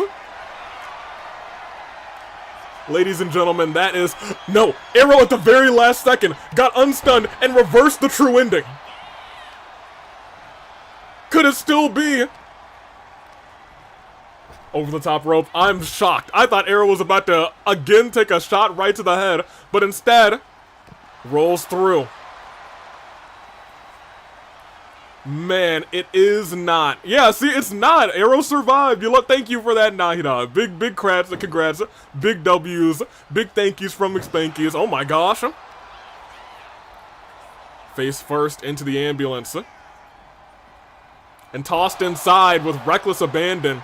Moko looking to end this thing early. Iroh does not have any resiliency. But Iroh might not need it. Oh, I don't know. This is going on for a lot longer than I thought it would. This is going on for way longer than I thought it was going to go on. Oh my gosh.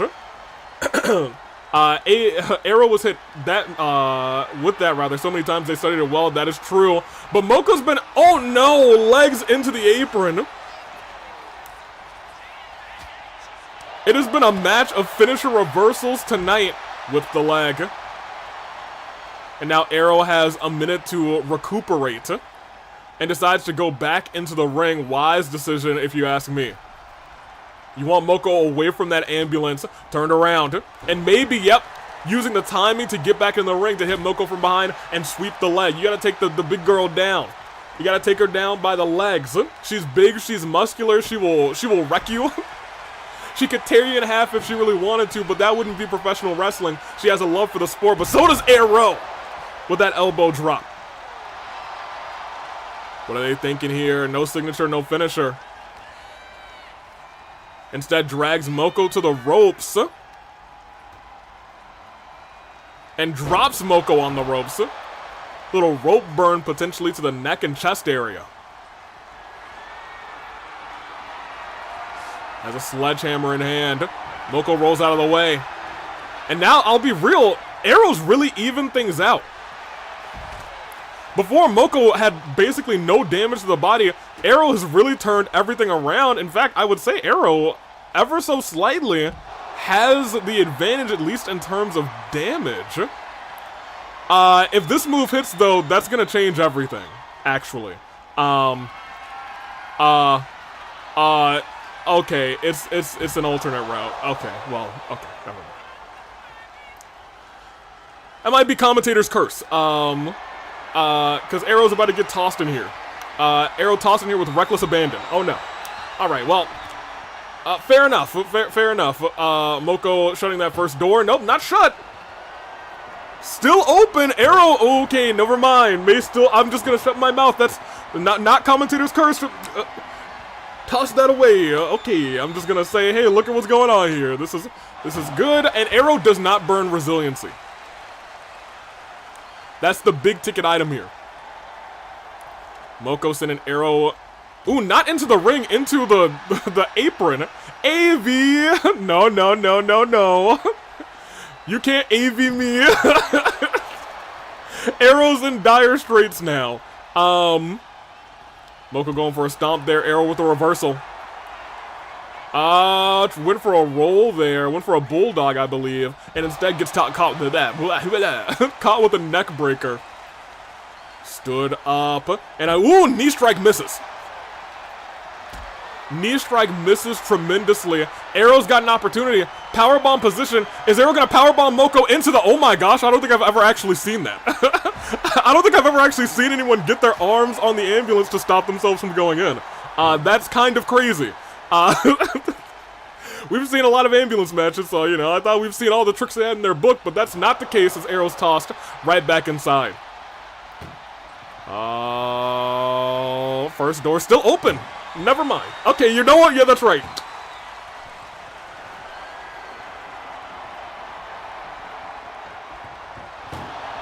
Iroh gets out of it. I'm just not going to say a word when anybody's in the ambulance. I just won't say a word. Because Because your boy knows how to jinx just a little bit. Unintentionally, couple shots right to the gut. Moko reverses.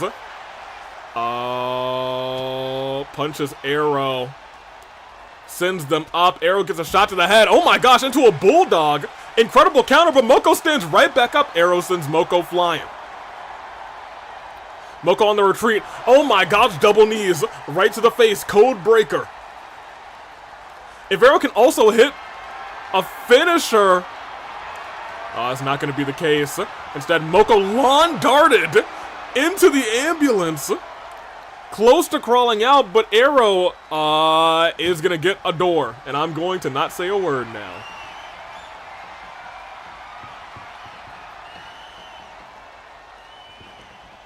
Okay, I'm going to say a word now. That's not good for Iroh. If you're Iroh, that is devastating.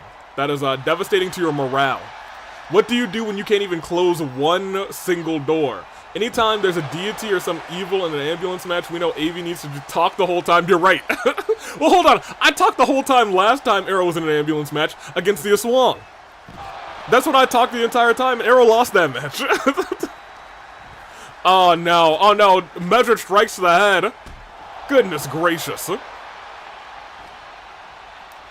We have to remember both of these competitors injured too. Both of them injured. And stomps to the arm, stomps to the hand. Moko, no, Moko, there's no need. Moko, there's really no need. There's no need for this, Moko. You had a finisher. You could have got the job done. Iroh didn't have resiliency. You could have, oh, Iroh, there's no need to climb up. You shouldn't follow.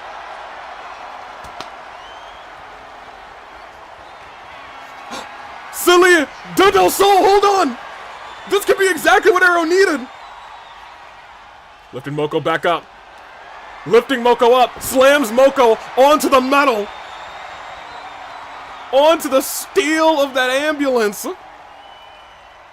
Oh, man. Oh, but Moko stood right back up. Dodges out of the way. But Iroh's still in control. Drops the arm onto the knees. May have hyperextended an elbow. As Moko stops herself from going flying, but Iroh, German suplex, off of the ambulance! Oh my gosh! Moko was on wobbly legs, and Iroh hits the move of a lifetime, Iroh to the back! Iroh, you gotta get Moko in! This is the opportunity of a lifetime, but Iroh goes for a drop kick, and Moko rolls out of the way! That was insane!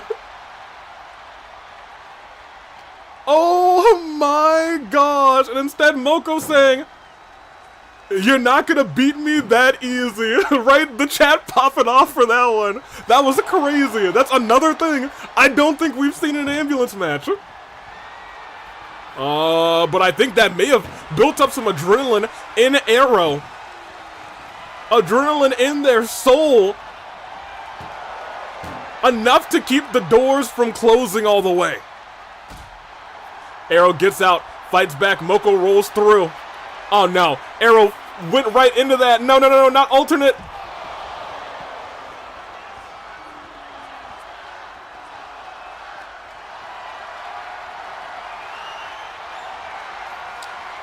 Y'all, I'm not gonna say a word. I'm not gonna say a word.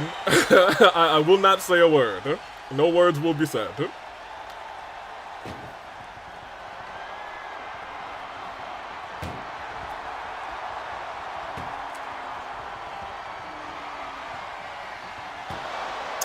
That is resiliency. That is resiliency from Iroh. But Iroh versus the signature on Moko. If Iroh can hit one of these two signatures, or the finisher, Salida del Sol! Oh, man. Lifted right back up. Iroh, if Iroh's able to... Moko does not have resiliency. Moko has no resiliency right now. If Iroh can get Moko into this ambulance... Iroh might steal this one. Hold on a minute. Just after the finisher. Oh, no. Oh, yes, there is a shot. There's a real world possibility where Iroh gets the second door closed. Oh! Iroh seals the deal! After an insane German suplex off the edge, officially, that WOW championship will be on the line.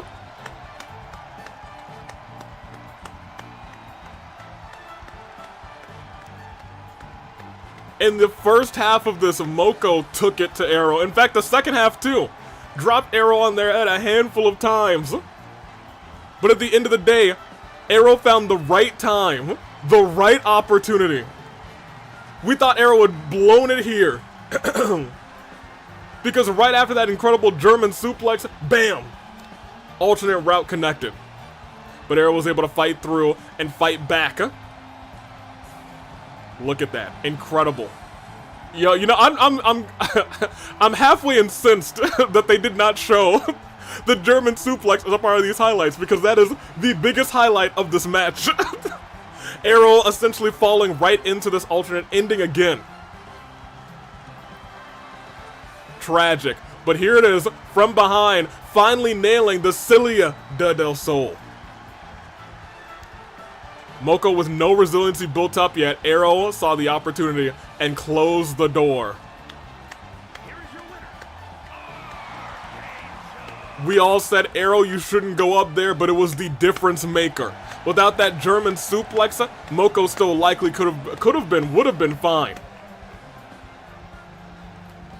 There it is. WOW Championship, WoW Championship is on the line at Avi-Mania. Because no matter what now, because of that tie, Moko can't like tie right now unless Moko wins the next two matches, and there's only 2 more matches to go in this thing. Incredible. So if Iroh won, does that mean the people who voted for Iroh lose? No. That's the same person. Let's keep it a buck. Anywho, hey, put me back on the screen. What a great ambulance match. What a great ambulance match. That suplex off the ambulance was probably moment of the night. Congrats, Iroh. Oh, that was a Iroh is doing whatever to survive, and that was a peak. That may have been the best Iroh that we've ever seen compete. We'll go on though. So that championship match is looking pretty nice right now. See, look, Iroh, you're fighting and you're making it there. That suplex was epic. I was joking. Yeah, I know. It took me until just now to process what you said. It is the repaired triple threat. Who will be joining Iroh at Avi-Mania? We're about to find out tonight. Yo, what an ambulance match. It's up there. I was gonna say it's up there for the best ambulance match in the AWE. Soccer and Ive put on a very good one. Oh, Mew and LA Knight put on a very good one. But that one, that German suplex off of the ambulance was tight. That was really tight. Anywho. As Psykiller says, it is 3-1 for that record right now. They both get a break, luckily. They both get a rest going into Rebellion. There will be no Iroh versus Moko this Sunday. Their last, or I guess their match 6 will be this coming Friday, and they'll be going back-to-back Friday and Saturday. Rebellion live to Avi-Mania. So good on them. Iroh takes the W. Good on Iroh. I was worried. Anywho. Yeah, let me get you guys these predictions.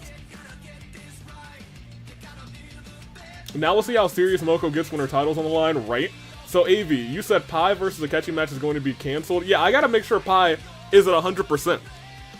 I gotta make sure Pi's at 100%. Pi was also supposed to be in that last chance qualifier. Not for nothing, but you know, everything that happened, Pi's gotta stay focused, and you know, I'll keep that in mind. Pi making that sacrifice. I'll keep that in mind, you better believe I will. Anywho. It's the repaired triple threat. It's the Repairman. It's Gozu. It's Skull. I get a break. You get a week break. Let me see. It is repaired triple threat. It is Skull. It's Gozu. And whoops, it's the Repairman. Put it at 5 minutes for Twitch. Y'all get your snacks, you get your gambling on. Let's see how this plays out. As this has been a strong night so far, but you know, it's Av-Mania season. I keep saying everybody brings their Av-Mania best. And make sure everything's as electric as can be. Let me see what you guys are thinking about this. If that's the case, that match should totally happen tonight. You guys can do a lot. You can do a lot in a week. That's true. I want Skull so badly, but I think Gozu has a better chance against Amon. We do know. So here's the thing. Skull wants this. Gozu's like, I think I have the best opportunity. I was the one who stomped him out to make sure he lost that fight forever championship. And Repairman just doesn't want either of his boys to be in danger, and that's why he is here tonight. They all have good reason. We'll see how it all plays out. Skull thinks he's the best of the three. Gozu says, I stopped him before I can stop him again. Repairman says, I don't want either of you to be put directly in harm's way like this. Let's see how it plays out. I made sure Gozu has his clothes, don't worry. I wouldn't promise that. It's 2K. He could just randomly not have his clothes. I never promise anything when it comes to 2K. I learned from my mistakes. Anywho, can I say how surreal it is knowing that the Repair no longer have their ace in Hina, right? That is insane. It's crazy. Let's go Skull. I made sure Gozu, yeah, doesn't have his clothes. Let me see. I'm sure Gozu, yeah, I just read that. I'm going to scroll up. You can take a nice vacation. I don't mind who wins. All three of these guys going against Amon. I respect that. Like, I see the Repairman's concerns with Hina running out and, yeah, I was gonna say, it's tough. It's tough for this man specifically. Yeah, chat, you love to break, don't you? Here, let's refresh that. There we go. He's got the whole wide world in his hands.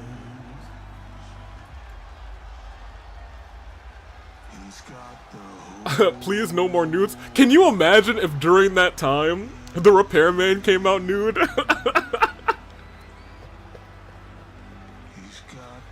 I think I would have screamed.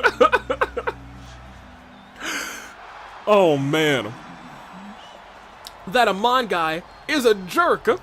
I'm so sorry about Hina. I agree, 1,000,000%. I figured they patched that by now, but then broke something else because 2K is gonna 2K. Well, look, I have not like played a bunch of 2K, but there was an update this week, so I'm kind of just, you know, I'm sitting on eggshells.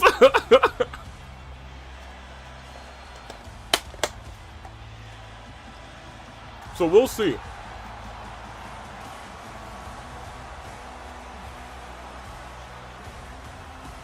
Lord save us if you did, for real. The wind that I hear in the side of my ear from the window over there says, we all would have screamed. I understand. Bargasimp asking if Amon loses thoroughly at Av-Mania, will all the ones who had their abilities sealed get their things back? I don't know. He didn't say that, and it seems like whatever is happening is potentially very permanent. There's a smiley face in chat that I don't want to acknowledge.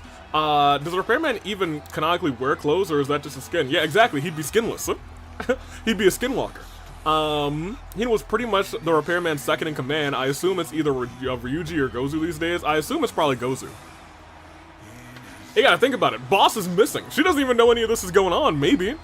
Unless, I actually don't know if Onyx is letting the people watch the AWE keep up. I'm not sure. I kind of hope so. They're missing good content. Anywho, that would be the most embarrassing identity reveal for the Repairman if he came out glitched in nudity. That's also effective because nobody will want to look at him. Fair enough. Joy says exclamation point. Ooh, yikes. I acknowledge that smiley face. Ooh, yikes. We need that waffle hype train back in Twitch chat. No, we don't. We don't need any more waffles anywhere. I don't know why you would think that, Gozu. It would be terrible if I called the Mafia and both of your legs were broken and you couldn't run the cameras. That would be unfortunate. I would never do that. Unless I was pushed to doing it. I will drop muffins in the Twitch chat. Muffins are fine, and last but not least, it feels kind of odd watching the three of them fight, you know? I don't know how to feel about it. Cause like, they're boys. They're boys. All this talk about waffles makes me hungry for pancakes. I'm immune to your cold joy. Hey, Dragon Force Star, I'm gonna put the ones up for that. I acknowledge you for that one. We love that. I'd say, Joy, what you did at the start of the show was pretty awesome. Don't give Joy awesome things. That's not true. We would need to run a fight club at the Waffle House and the IHOP, not for the feud, but because of the prime fight club real estate. That's fair. That much is fair. There's nothing like a breakfast restaurant brawl. Not for nothing. That being said, Gozu's out, Skull's out, Repairman's out. I said earlier, yes, it is weird seeing these three fight, but it's happening. And they're not fighting each other, they're fighting for one another. By fighting each other. As they both go after the Repairman, it almost looked there for a second. They're trying to prevent the Repairman from fighting this fight at any cost. I'm not sure, I mean, I am kind of sure why they would do that. I guess we don't know what would happen if Amon were to seal away the power of the Repairman. Is the Repairman potentially like a dawn, I'm sorry, not a dawn, a dusk situation? Wrong time of day. Turn around, clothesline. Red Gozu taking down the Repairman and taking down Skull, stomping at the itty bitty Repairman over there. Crepes? I like a little crepe. Let me see. I'm hungry for something other than pancakes and waffles. You know what? Me too. I can't wait to go get something to eat after this show, I'll tell you what. Unless the Mafia is sending me is hot, I won't accept it. Don't, you know... Some of them I'm sure will be hot. Look, Kuzu, if I ever send somebody to break your ankles, I'll make sure that they're your type. Because I respect you. I'm gonna go prepare though, so see you at 8 and... Yeah, I don't feel like reading the rest of that. Anywho. Battle of the Repaired with revenge on their mind against a screwed up Amon. Yeah, man, it's... And you know what, when I said it's weird seeing these three fight each other, it is. But it's also weird seeing Hina without her repaired eye. I've run into her backstage. I don't want to say she's like a shell of the woman that she was, because that's kind of crazy. You know what I mean? But she just feels like she's not all the way, like, there, for real, for real. It's like she really lost a piece of her. I don't know how to feel about that. Regardless. Thanks, Avi. I mean, Majima is, you know, Majima, you kind of got it going on. I don't acknowledge your recent pettiness, but I'll acknowledge you for respecting my types. Hey, you know what? Look, I just don't like Joy. I'm gonna keep it a buck with you. I just don't like Joy. Otherwise, I'm gonna treat everybody else fairly. I think that's fine. We all have our biases and people that we hate, you know what I mean? Neckbreaker. Mean neckbreaker by the Repairman. Listen, adjacent. Stood right back up. Punch right to the jaw. Skull going after the Repairman. Punch to the eye. And a leg drop. Low-key shades of Yosuke. Oh no. Steel chair to the face. And now stepping on Skull. AV don't kink shame. I would never. Oh no. Oh no. Just tossed him. 1, 2. Repairman back in. I'd also like to point out, this is a normal triple threat match. It is not elimination, I don't think. Which means first pinfall goes to Av-Mania. Oh my gosh, under the chair. No, shot and onto the chair again.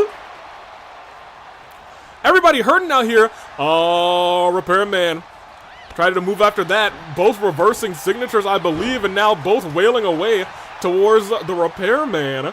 And again onto the chair. Skull. I'll actually say all three of them experts of using that steel chair when it's not in their hands. Flair saying, I don't try to hate people. I don't try to hate people either, but you know, Flair, sometimes it just, you know, it goes down like that. Skull crushing finale with a little extra oomph on the Repairman. We're looking at, whoa, not even, wait. It looked like the Great Gozu was waiting there for a second. He was like, do I want to break this up? There's emotions at play in this. I don't hate Joy. I don't expect you to hate Joy. I really don't. I think there's a handful of people who do hate Joy. A lot of people are indifferent. Ooh, DDT by Skull, though. He is the only person standing in this match, and now he's got the Repairman all alone in the ring, except Great Gozu. Admittedly, oh my gosh! Plants him with the finisher onto the steel chair. Skull might have to burn resiliency. That's one. That's two. He does. Two. And an uppercut to the back of the neck of the Repairman. Elbow drop to the back. Yo, Great Gozu is working right now. One. What?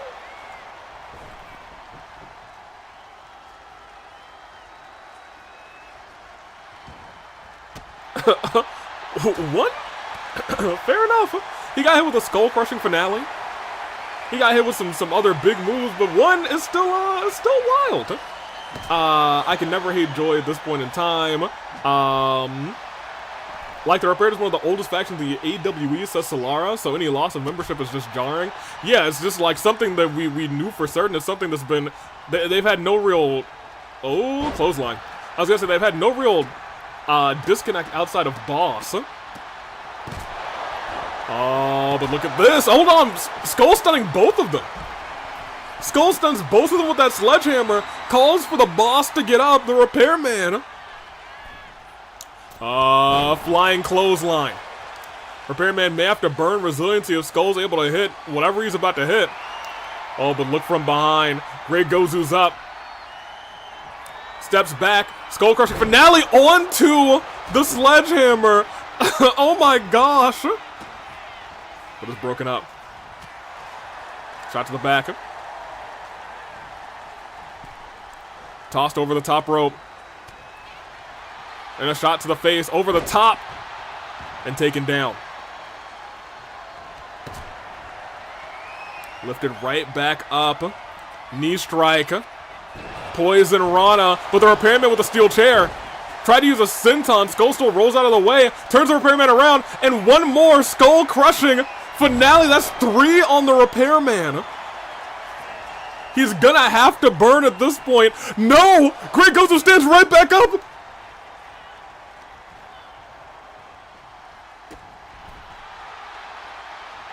Repairman gets the boots away.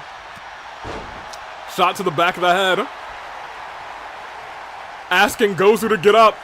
But Gozu reverses the finisher. Oh my gosh. They're all doing whatever they can to make sure the Repairman stays down. Skull steps in. 1. Oh my gosh! He pushed the stairs to break up the pinfall. Lifted up, slammed down. The Repairman has eaten finishers after finishers from both of his followers. And now one has to wonder, how much more does he have left? Able to stand right back up though, pinning the Great Gozu. But it's broken up. Oh man, hold on. Whip through. Skull gets out of there. Skull saying, no, you can't win this fight. Into the ropes. Pop up, slam. But now Skull with a couple of jabs. Repairman sends him down.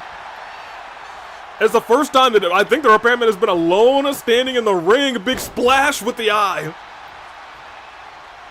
But the Great Gozu takes him down with a vicious clothesline. And he's saying, get up. I love you, I'm sorry, Eska. And slams the Repairman down, but from behind! Skull knocks him out! Great Gozu doesn't have resiliency built up. But also, look, the Repairman not staying down for long. Onto the sledgehammer! They don't want to risk losing their leader, pure and simple. I understand that. It is kind of a battle of we don't want to lose our leader, and the leader saying, I don't want to lose you either. Oh, man, not letting Skull hit that move, but Skull pushing away. There's a newfound determination in the both of them to keep the Repairman down. Skull stepping to the outside. Honestly, kind of looked like he was walking away from the situation. Stares back in. Repairman stands right back up. Oh, he's in. That's not where you want to be in a match with the great Gozu. Oh my gosh. I think his antennas caught the steel chairs. I'm not sure how important those antennas are. But this match rolls on. I know Amon is a bloodbender, so I think Amon, I know Amon takes everyone's power / abilities. Oh, wait, hold on. 1, hold on, 2, hold on, no resiliency. Hold on a minute. This match might have been friendly at first, but with how much it feels like the Repairman has been targeted, I have to wonder what they think of each other now. I think it is kind of like Solara said, they don't want their leader fighting this matchup in another skull-crushing finale. That's 4. And that's gotta finally be resiliency on the Repairman. It is. Elbow drop right to the eye.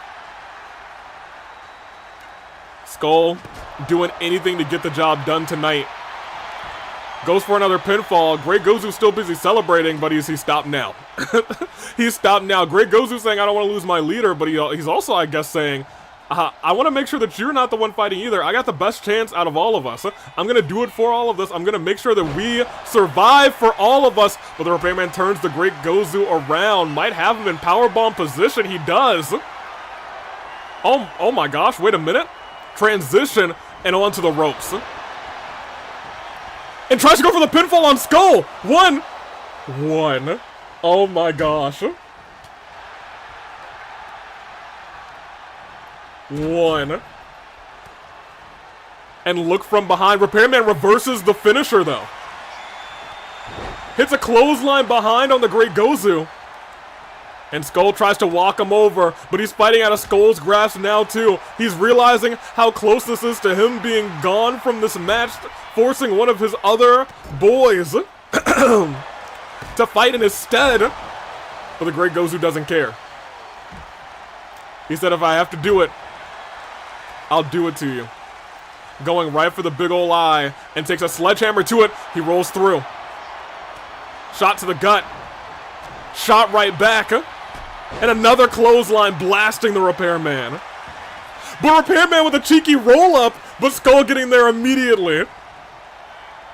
We keep talking about how this is by any means necessary. They're looking to get the job done on each other. Steps in. And out of nowhere, Sister Abigail onto the sledgehammer.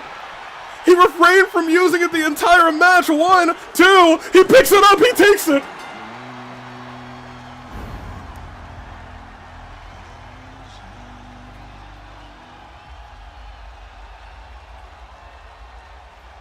He refrained from using it the entire match.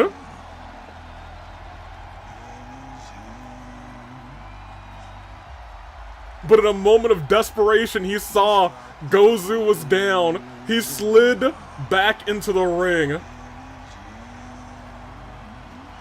And the Repairman picks up the victory in a hard-fought match. Repaired versus repaired versus repaired. Skull-crushing finales. Left and right. I think he got hit with 3 or 4 skull-crushing finales, 2 finishers from the great Gozu. And they said, now that he's down, we'll focus on each other. But then the Repairman decided it's time to fight back. He slips in at the last second, pulls him into the Sister Abigail, bouncing Skull's head off of the handle of the sledgehammer for 3.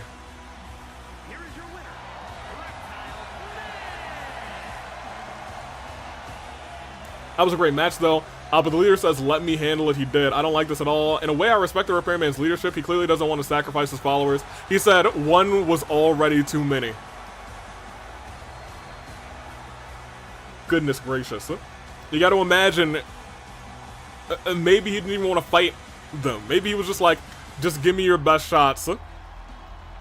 I don't want you to do this. And at the end of the day, he said, I have to be the one. He stares down at the ring. And he's going to Av-Mania.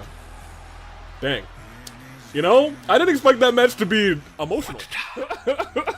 But it was emotional. More of an end of days. Oh, you're right. It really was more of an end of days. He hit the end of days. I'm completely wrong. You're right. That's kind of crazy. That was quite a sad end. The three of them really did not want the other two to sacrifice her, and was willing to sacrifice themselves, right? Man. Yeah, but if he's protecting his followers, who knows what might happen, what might happen, rather, if Amon takes the Repairman's powers? Correct. Absolutely correct. And we saw that he was targeting the Repairman at some point. Iroh's the one who saved them. Crazy work. Would it be worth potentially putting them all in danger rather than putting one of them in danger? That's also a potential. Unfortunately, there's just gonna have to have that risk. We gotta find out who Navia found to fight this underground match in Pai's stead. Pai now preparing for an Avi-Mania match that he nobody wanted, first of all, but I digress. Repairman took the victory. Dang. Even worse, if it comes worse to worse, rather, Skull and Gozu might have to just leave the AWE, man. Man. Here we go. Underground. Akechi. Whoever Navia found, because it was going to be Pai, but now it's not. Here we go. Underground. It is Akechi. And it is who? 5 minutes on the clock. Let's see what's gonna be. Let me see. It's your bias that led to it. No, it's not. My bias really should have led to a 1v1 match. Me versus Joy, let's be real, but somebody else decided to put themselves in the middle of them and made themselves the center of attention again. But you know, it is what it is. Always betting on the unknown. I suppose if the leader is going to try and protect his people, he's willing to perhaps die for it. Or whatever will happen if the creature loses its powers. Boy, I do love gambling! Yeah, and you know what? As a leader, I really respect the Repairman. I gotta keep it a buck with you. As we get electricity. Alright, chat, how broken are you? Chat, how broken are you? Are you broken? You are broken. You're refreshing. Let's also, let's see, you also screwed over Tartaros and the whole Joy thing. We don't need to talk about this. I said we were going to talk about it for 5 minutes and not anymore. There's our all-star champion. Akechi has kind of been fiending with Mondo recently. He and Mondo will be face-to-face this coming Sunday at Rebellion, just 6 days before their one-on-one encounter for the All-Star Championship at Avi-Mania. Let's see how it all plays out. As the leader of the NWO, I respect the Repairman's leadership also. You know what? Yeah, I was gonna say, as a leader, you gotta respect him. We're more broken than the back. My back after a night with the nope. Nope. Well, at least he's being merciful. No black mask mode. Maybe he's saving it, or you know, maybe Amon's got to him too. We'll see. It is underground rules. We're seeing a lot of the ring crew. They just took the ropes down. We usually let them stay here, just to ensure that they can get the ropes back on quickly for the next match. Who does he have? One. Oh no.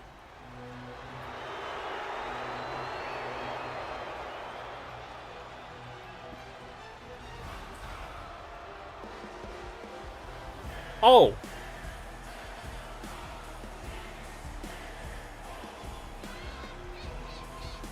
Oh.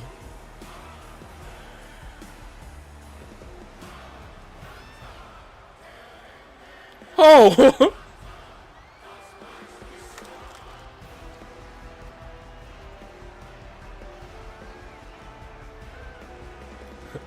Navia, are you trying? No, this needs to be all caps.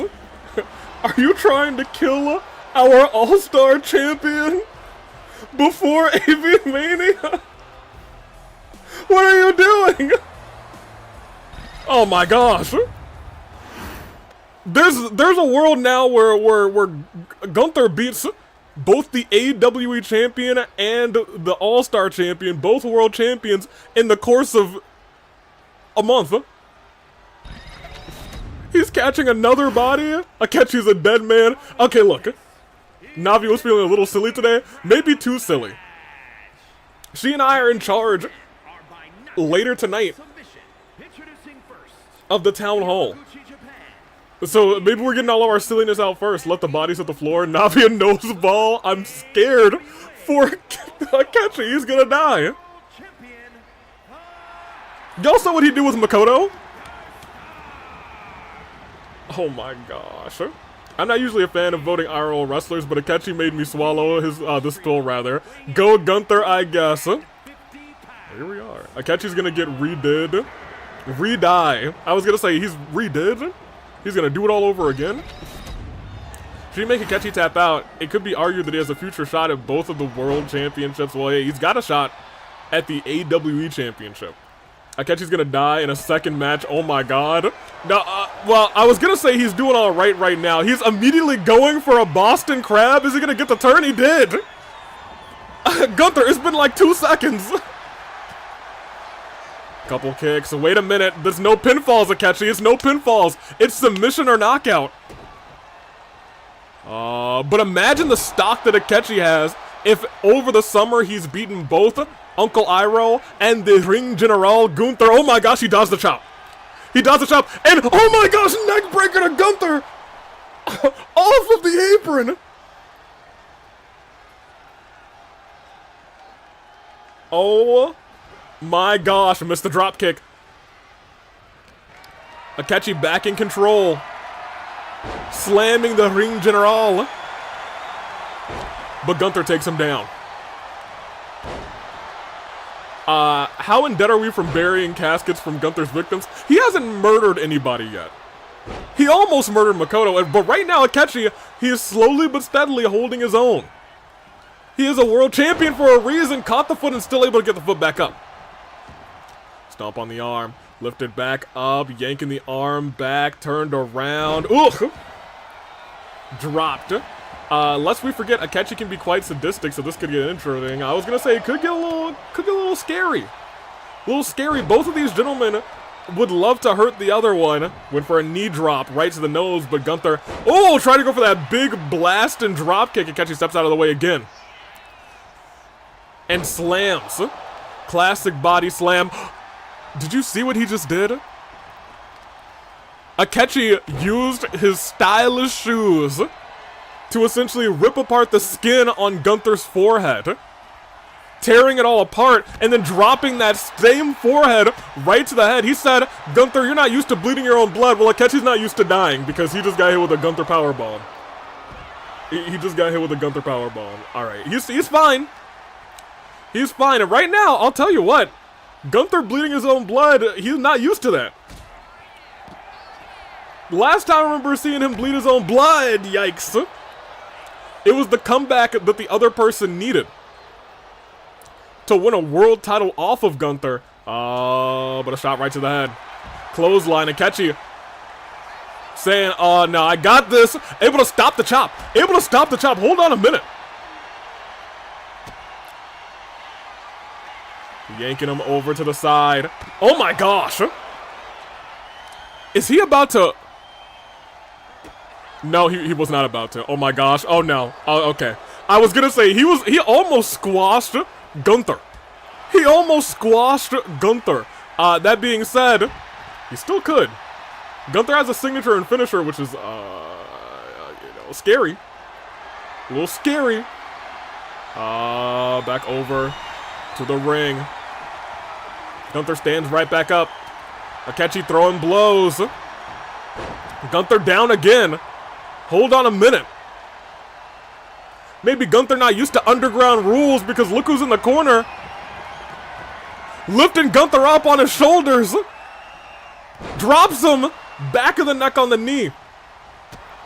But Gunther again with a reversal. And a nasty clothesline. Sits on the man's. Akechi rolls himself back up. Gunther still in control. Oh my gosh, speared him off of the apron. Oh no, wait, hold on a minute, Gunther. Gunther, hold on. He was doing so good, Gunther. He was doing so good. Oh no. Oh no, wait, oh no. Oh no, oh no. Oh no, oh no. Yo, y'all remember when Akechi almost won this match? Y'all remember when Akechi almost won this match? Gunther didn't like that, man. Gunther was not a fan. Akechi steps out of the way. Oh, but Gunther, sleeper hold. Oh, no. Oh, no. Gunther locks in the sleeper. Akechi fights out of it. Into the pinfall. I don't know. I think Akechi still doesn't really understand the rules of the underground. But Gunther stands back up. Combinations. Wailing away. We talked about the sadistic nature of Akechi before. He's just waiting for Gunther to get back up saying, stand up. I'm not going to fight an opponent who's kneeling. If I kill you, I want to make sure that you're standing and you look me dead in the eyes is the last thing you see. Gunther, however, wait a minute. Akechi has Gunther up, but Gunther, oh no, a knee right to the, no, able to just get over top of him, and it hits him in the back of the knee. Oh no, oh no, no, no, no, no, Akechi, oh no, no, no, no, his back, the back of his neck, but he got a reversal. He got a reversal. He's still got a world, he's still got a chance. Alright, now hold on. Oh no, Gunther's in incredible danger now. Wait a minute. If Akechi goes and just does that again, Gunther's in a pool of his own blood. He reversed the finisher. He reversed it, and I'll tell you what, you know who usually uses that finisher? One of the few men who's beaten Gunther one-on-one, Ilya Dragunov. Up on the high heavens, brain buster. I actually think that might have been a standard suplex. He came back flat back. He was fine. Anywho, kick to the gut. Akechi saying, let me get a powerbomb of my own. Gunther said, that's not going to happen, kid. Knee strike, and now Akechi's busted open. Alright, hold on. They've been doing pretty good. Oh, no. Oh, no. Clothesline. Kicks him in the side, tells him to get up. He's like, come on. Come on, you made me bleed my own blood. I'm not going to make the same mistake I did come SummerSlam. I'm going to make you tap out. Wrenches it back all the way. Oh, I think Akechi burns resiliency. He does. He survives and gets a kick to Gunther and sends him into the steps. Oh, man. Stood up. Slams the arm down. Gunther calling for it. Akechi, if you don't reverse this, you are a dead man. Powerbomb position. And he's dead. Did you see his head go right into the corner of the barricade? The medics, if they can still check on people, are going to need to check on him. I want to talk about Akechi in this one. Akechi, in the first half of this match, we thought was about to squash Gunther. He made him bleed his own blood, but somehow, some way, in the past, it made Gunther panic. This time, it woke him up. It made him more dangerous, and that might be something we all want to keep in mind for the future of the AWE. The Ring General. Lifting Akechi up, that was the first of them. Turns him around, and this was the second of them. He said, the barricade, let me introduce it to you. Akechi turned him around and hit him with that H-bomb. Said, I know this is effective against you. But a clothesline, and then narrowly afterwards, a power bomb into... Can you guys imagine if that would have broken the barricade? That would have been the greatest of all time. That would have been the greatest spot of all time. The Ring crew, they love Gunther. Unlike, oh my gosh, look at all the blood that he bled. Goodness gracious. So that was a beatdown. I won't say it was exactly a beatdown. The first half of it was Akechi saying, I got this. And then it was Gunther saying, no you don't. Oh man, unlike last time around, the sight of Gunther's own blood didn't distract him, it made him angry. You don't want an angry Gunther. That's a scary man. Also, like I said before, even the people I'm not voting for are cooking, for real. Aside from the first half, Gunther just embarrassed 2 championship holders. I will say, he has now put away Akechi and he's put away Makoto, both of our world champions, which is a little scary. Speaking of scary, it's Itto versus Amon. So let's get ready for that, huh? This might be the Gunther we see at Av-Mania. It might be the quickest ladder match of all time. It might be 7 power bombs and Gunther says, hello, it is me, world champion. Listen. Why are we sending Itto to fight Amon? So, this is Amon's fault. Amon said to Itto, hey, look, I'm injured. I'm not at 100%. Imagine you and I do battle. You accept my challenge, you injure me some more, you'll have such a big advantage going in to Avi-Mania. And Navi and I were like, no, Itto, that's a terrible idea, but once you get that thought into Itto's mind, it's hard to get it out of his mind. Itto... Itto... Amon. Give y'all 5 minutes. We should have sent Gunther... Yeah, actually, you know what? maybe Iroh should be like, can I have you represent somebody that you're not actually representing? Oh man, Gunther did last 3 minutes. I'm sorry, Gunther at the last 3 Manias lost, so that's true. He's not a Mania guy. He's an every other pay-per-view guy. That being said, best of luck, Itto. Please don't perish. Electricity is on. Oh, they're already in the ring. Oh, yeah, man. He's not gonna let this slide. He's not gonna let Itto go it alone.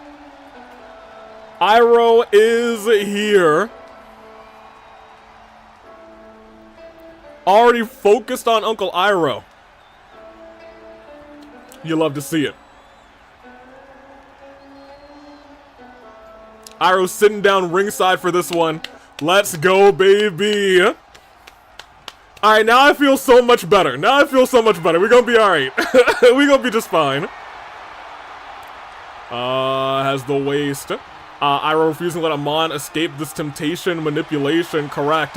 Iroh making sure we don't see a death in the ring, for real. And we're starting off with some real for real graps. Amon already back in control. But you do have to imagine, this could honestly be good for the 2 of them. Or I guess now the 3 of them, now that they have the Repairman on their side, Repairman likely resting backstage. I don't even know if the Repairman wants to be near Amon right now, saying, I'm gonna stay as far away from this as I can. Regardless. Jessica watching this thing closely. Wrenching away at Itto's head. Right now, Amon is completely fresh. In there. Goes underneath. Goes over top. Knee strike to the gut. And a couple strikes to the head. Grabs after the Gunther match. They're trying to make sure he's happy and not mad, right? He was like, we don't want a mad Gunther backstage. He might murder everybody. Our medical team's already hurt. Turn him around. Yanking the leg and a kick right to the head. Poor unfortunate soul. Hold on. It is nice knowing that Uncle Iroh is there to make sure no shenanigans happen. And now we're seeing them brawl. Left and right. Exchanges over and over again. And Amon sends him over the top rope. And Amon heading to the outside as well. I don't know what Amon just said to Uncle Iroh. But these two, you know they don't like each other. Oh my gosh, sent him! Sent him in! Oh no. Itto all alone. Iroh down. But at the very least, he's not out. Off the ropes. Moonsault. Into the pinfall. Iroh getting back up.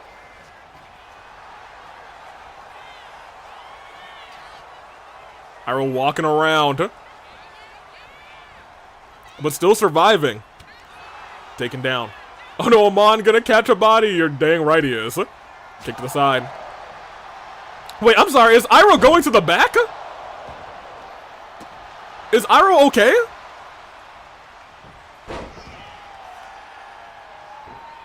Oh god, Itto's alone.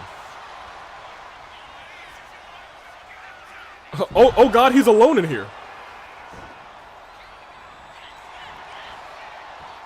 Iroh just left him.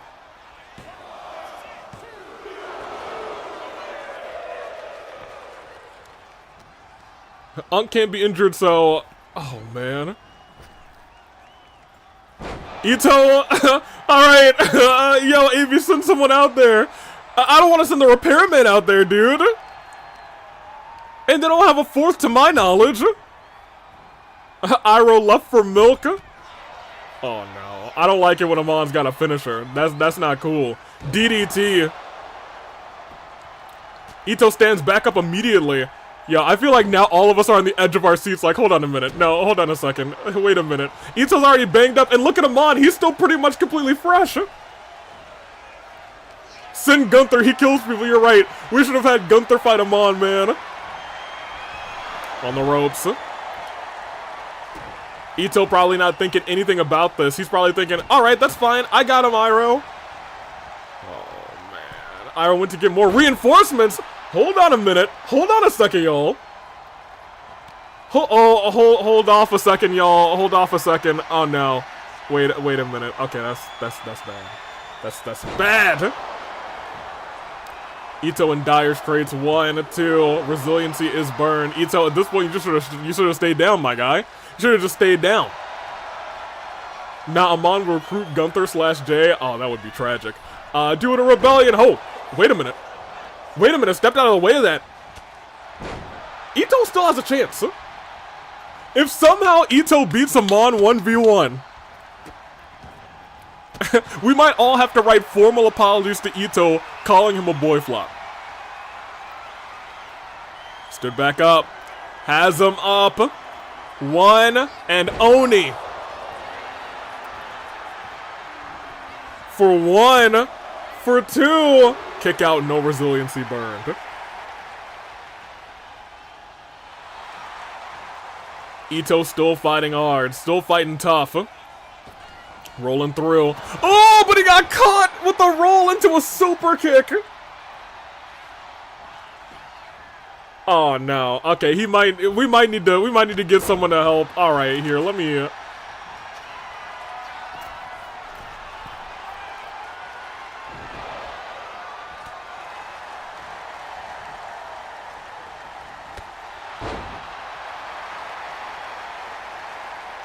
Yo.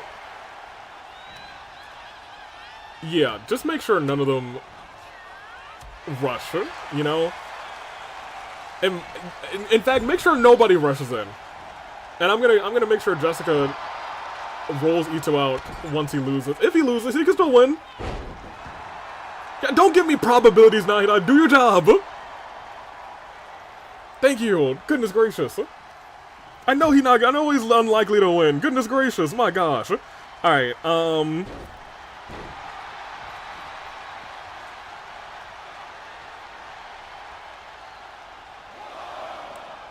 Yo, Navia, can you patch me through to Jessica's earpiece? Preach.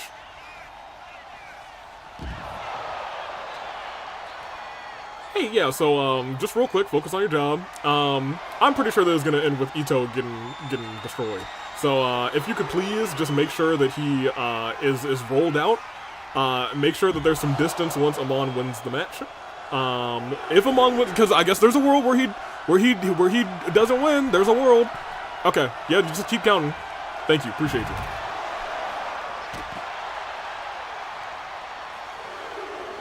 Whew. Okay, I think we've covered all of our bases. I will say our new security team, there's a lot of good communication, so I do feel good about that. We can get entrances to the ring locked quickly, and hopefully enough rather, so nobody from the movement sneaks in. Correct. So unless somebody from the movement is in the audience, is the referee, or is one of the announcers, and I think we're gonna be a-okay for the most part. Itto not giving up yet though. He's still got a long way to go if he's gonna beat Amon in this match. But he's, once again, not giving up yet. Kick to the back. He's starting to wear him down, and now he's going to that place he's most familiar with, to the skies. That is good to know. Aviator agreed. Look. Oh, last time he kicked him in the face, and this time he does again. Oh, man, I think he spat out a tooth. Oh, my gosh. Did you see him spit afterwards? Leg drop. Hey, Amon, just go for the pin. It's over. It's over, Amon. Just go for the pin, man. What you doing out here? What are you doing? Oh, wait. Oh, no. Oh, no, no, no, no, no, no, no, no, no, no, no, no, no, no, no, Itto, Itto, just get out of it. Itto, come on, man.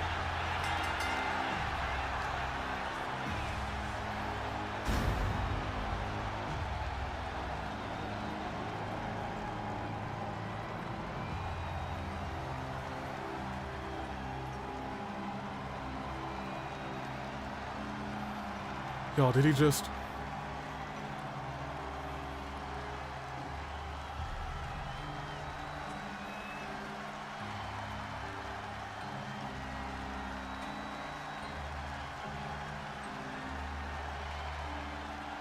Is Itto okay? I think we're all wondering the same thing.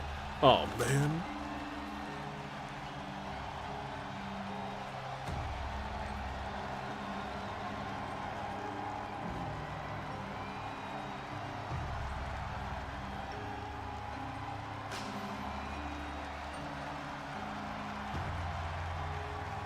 Yeah, please get him backstage. Thank you.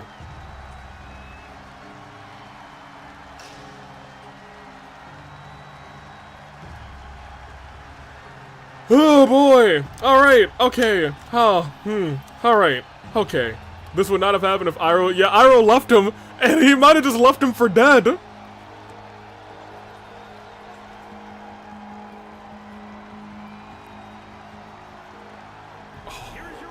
Dude, the camera cut there at the end, and he fell flat on his chest, so I don't know.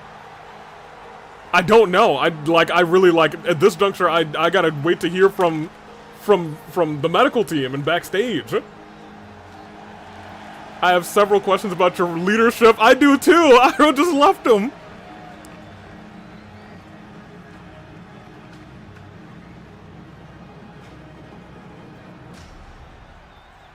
Okay.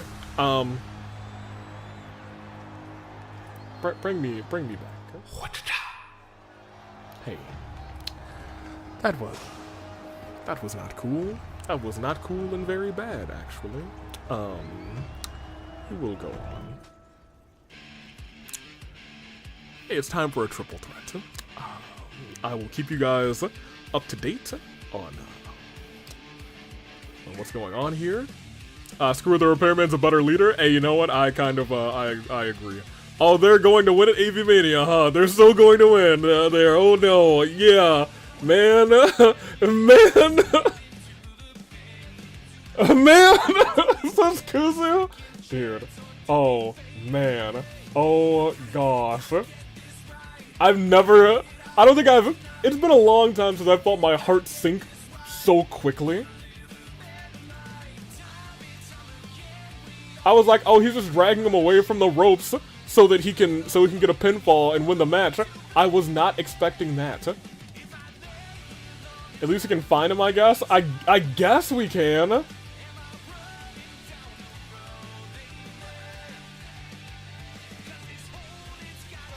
triple threat. It's Qiqi. It's Hu Tao. It's Marcy.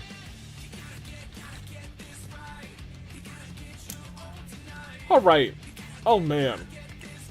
Okay. He actually did it live in a match. He actually pulled it off. Well, Amon just he traumatized a live audience, dude. Ugh.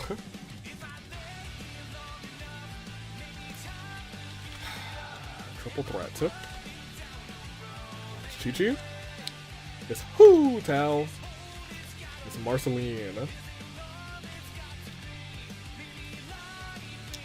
Get your predictions in. So how are we feeling? how are we feeling tonight, you guys? He's been trying to do that in a match for a long time, and he finally succeeded against Itto, and it's so funny, we're like, if you beat him, you won't be a boy flop. I just feel bad if I call him a boy flop now. Man. Like, he might not have been able to beat him, but at least he had a lot more motivation. Yeah, he's got a lot more motivation at this point. Honestly, maybe they just should have allowed Kave to be in. He had nothing left to lose. He didn't have his vision to lose. Now, Itto might. Hey, let's focus in. It's time.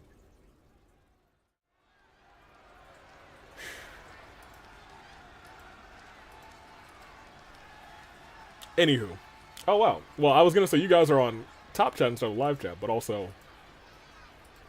Hello? Yeah, I was gonna say, camera, what are y'all doing?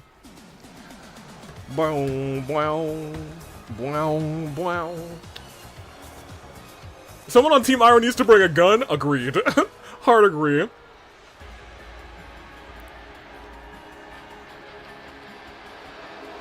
That move really should be banned from the ring. Yeah, we might have to work on that. I'm sorry, you? Hold on a minute.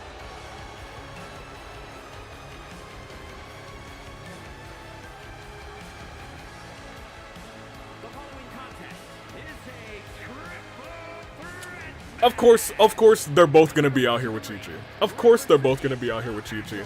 And you know what? You gotta imagine they might be trying to get revenge and attack Hu Tao. They might be trying to take out Hu Tao because they put Qiqi on the shelf for a week. And by they, I mean Bernice. Miko's out here looking for blood. Those two will also be going face-to-face at Rebellion this Sunday. Bernice said she's going to decide her match type before then, and we will all find out come Rebellion. Right now, there are the disciples. A gun, you say? Aaron Tojima, the ultimate sniper, enters the chat, rather, says Dragon Force Czar. Yes, please do not let gaming wrestle Jags. And there's our Flame Tribe girly Hu Tao. With Bernice. They won the tag team championships together. And you know what? This might be a decent strategy if Yukiko came out with them. Right now, whatever this deal is, the Flame Tribe, rather, Bernice can attack Futaba, can attack Miku, but also could attack Qiqi. It's just the two heads that can do the attacking, so I'm keeping a buck with you. Sending Yukiko out here could have been a death wish with Miku out here. That might be a smart game plan from the Flame Tribe. In fact, keep him far away from this competition. I don't need to lose another son. Oh man. Well, to my knowledge, gaming was not voted in because of Golden. That being said, may have been for the best. They think they're the Undisputed Era with this theme. Okay, I see them. Hey, you know what? With this entrance, it's a good theme. They are representing the UE, apparently. I'm here for it. We'll see how it goes. Oh, thank goodness, Golden giving me another thing to like him for. Well, there was a long list of people that Golden screwed over, but you know, I digress. I'm not going to bring that back up. I entered him to the Avi-Mania votes, and I'm very happy he did not win. Yo, after what we just saw tonight, I think I got to agree that might not have might have been for the best for gaming. Everybody else, not so much. But out comes last but not least Marceline. You gotta keep in mind, there's a triple threat match, even though these two factions seem to have been at a little bit of a war over the past couple of weeks. And that might be exactly what Marceline needs. These two dueling it out, hating each other so much, with Gwen.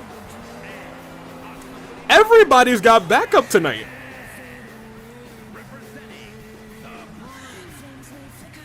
Interesting. Golden, definitely. I mean, Golden entered himself into the thing.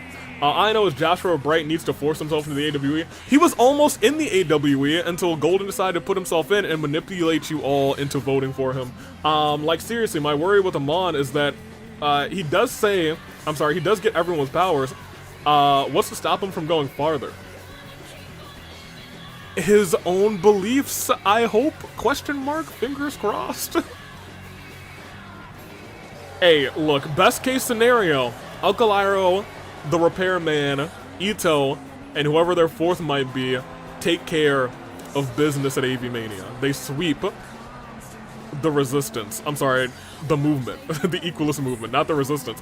They're essentially the resistance in this battle. Let me see. Can Amon get Onyx? I don't know where Onyx is. I haven't seen Onyx in a long time.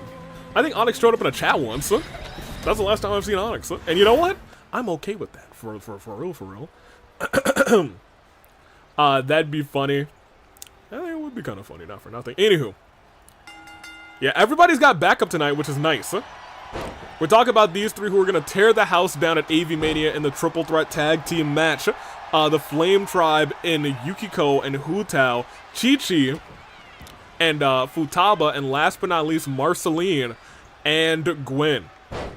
Marcy and Gwen have big beef with the Flame Tribe. Admittedly, kind of have a little bit of beef with the Disciples as well. They went brawling with each other for a little bit. I will say it feels like a big old triangle of beef. These three teams have been battling each other. Oh, hold on. Reversal there. An elbow right to the face. And it all began with the Flame Tribe and the tag team of you and I, Iba, and that other AI. What's her name? The one with the white hair who got injured. Miss Golden Ticket, and now she gone. She out of action. And who put her out of action? It was the Flame Tribe. Let me not do that to her. Anywho. Regardless. All jokes aside. AWE, we have the meats. Who? Sage? No, that's not it. I think it's Saggy. Anywho. It might be Shaggy. Yeah, right, Shaggy. That's the other AI. Anywho. I digress. Marceline saying cry about it. Hutao not too happy about it. She said, these tears about to burn. And Qiqi putting her whole body into that clothesline, curls up afterwards. But Hutao saying, I'm gonna put you in a coffin. I'm gonna put you in a coffin too. It's a couple of undeads here, actually. Hutao saying it's time for a 2-for-1 special. Tossed in. Marceline clothesline. Pointing down.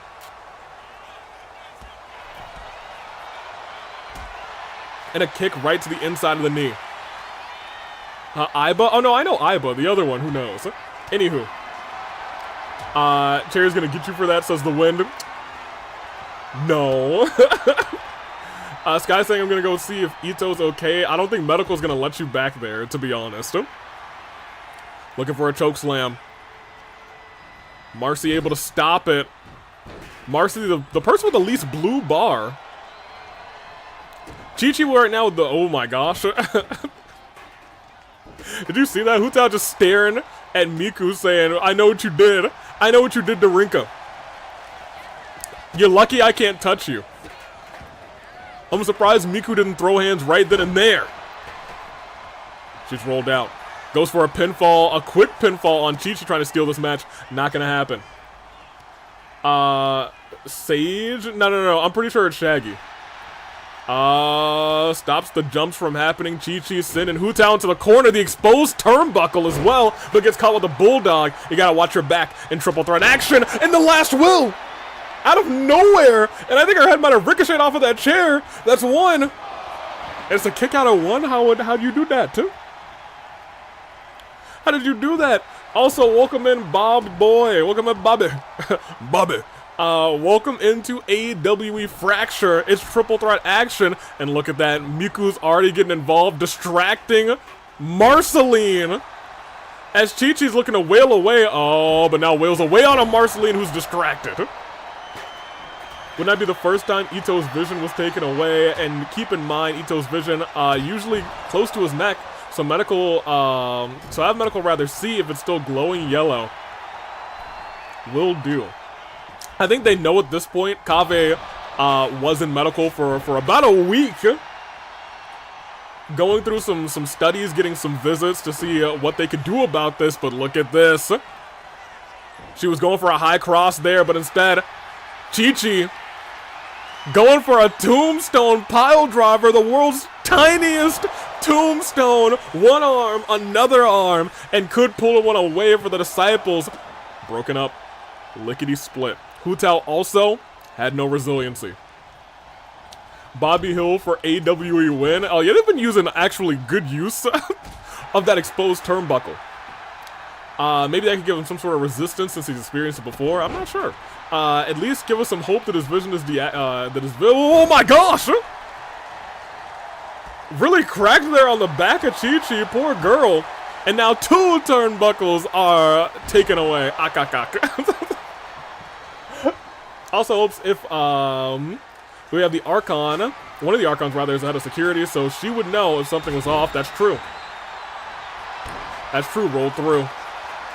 Shot to the back. I'm sure Nahida's also going to medical, probably worried about this. I know Navia was worried sick about Kave when that happened. That was actually, you know, because Kave, Nahida, that's his Archon. That's his Archon. Yanked through. Rolled up into a pinfall. Hu Tao was still groggy. 1, 2. Marceline kicks out, no resiliency. And Qiqi still gets a fistful of forearm. I'm sorry, a face full of forearm. After that one, Marceline's got a signature and a finisher. She's going to have to use that vampire's bite to even things up. Right now, Qiqi, strong advantage. Pinfall on Hu Tao. 1. Okay, I thought it might have been 2. I thought it could have been resiliency. I was very wrong. I was so incorrect. Right into... Ooh! Last will, I don't think it really caught all the way, but it was enough to get Qiqi groggy. You think there's a world where she is both of them? Oh, no, I don't know what happened. Marceline just turned like into a wall, and Hu Tao went crumbling. Ugh. And now Marceline's going crumbling. My gosh, 1,000 chat messages. Congratulations, chat. You got your trophy. Oh. Itto's was yellows. That means a Geo user. Itto is indeed Geo. Yes. Oh, man. Huh? Swatted down. I really hope Amon can't take Gnosis, or we're really in trouble, or take the power of Gnosis. That is a Gnosis. Oh, wait, hold on. Cheeky roll up. That's a good point. 1. Look at them celebrating.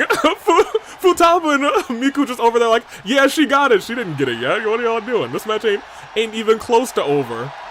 Hu Tao's out here doing backflips. Vampires bite. The fangs into the chest. And Hu Tao very quickly breaks down. Off the ropes. Ooh! Marceline rolls out of the way. And this could... honestly, not be the beginning of the end, but if she's able to hit this move, she's got a stunned tag team champion. Dodges, and a deep arm drag by Hu Tao, saving herself, and goes into the ropes, goes back in. It's like she was teabagging Qiqi, that's crazy. Lift it up. Hu Tao determined not to lose to 2 undead. She said, you guys should be long gone. Oh, tombstone. Twisting around with it, spinning tombstone. Marceline still saying, cry about it. Hu Tao not happy about it. Suplex into the LED apron. Just tossed. if we're considering the canonicity of Genshin's story right now, a lot of Archons shouldn't even have their no-see, so we might be alright. Fair enough. Fair enough. Oh, Hu Tao might be going on a last ride. Is going on a last ride, planted outside the ring, and now Qiqi going to focus on Marceline, the Vampire Queen. Went after Marceline. Qiqi was very close to attacking Bernice there. And you saw Bernice was just body blocking right there. If Qiqi would have made that hit, it might have been essentially a deal over. What would that mean in that regard? Kick to the gut. Sent back down. Oh dear God, it's her leg. Yeah, it was not pretty. Not pretty in the slightest. Oh, big chops. Not Gunther chops, but boy did they rock. Into the post. Oh no. Up to the top rope. Hu Tao not done yet, saying, I'm gonna get you, then I'm gonna get that zombie. And that's exactly what she looks like she was going to do. Qiqi goes to get that steel chair. Hu Tao looking to go back into the ring. Consults with Bernice for a second there. And I think you saw there, oh, Qiqi's thinking about it.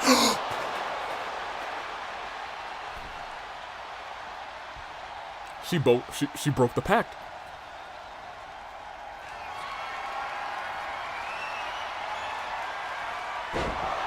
She broke the pact.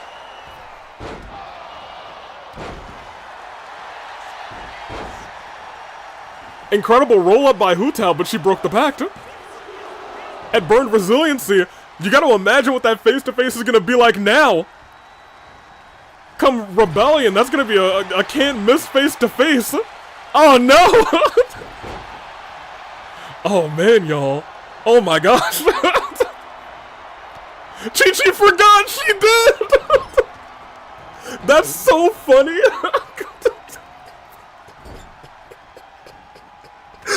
That's so hilarious.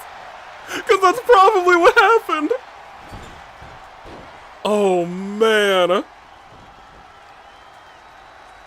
Qiqi effed up. Yeah, I was gonna say that's the one thing that was stopping them from taking it out on Miku. But you gotta imagine Qiqi got broken up by Bernice, and maybe she wanted a little matter of revenge too. Taken down. Stomped. Qiqi's getting yelled at by Miku later, right? Oh, sweeps the leg. Oh, I think she was thinking last will, but then saw Qiqi and she was like, nah, I want you. Couple shots, Qiqi able to get the reversal. Sends Hu Tao into the ropes, reversal there as well. Oh, but gets sniped out of mid-reaction, and Tombstone lands on the tag team champion. That's gonna be, hey, yo, put your tongue back. Why your tongue colored like that? What kind of zombie tongue you got out here? Wait a minute. All the commotion from the pact being broken, the deal being broken, 1-2, was enough to put Qiqi away. Could this be the fate at the end of Avi-Mania? These two sides at war with each other. And Marceline, the third woman out, slid in there at the last second and said, bam, vampires bite, good night, God bless. That's what happens when you break the pact. It's true. It's true. Actually,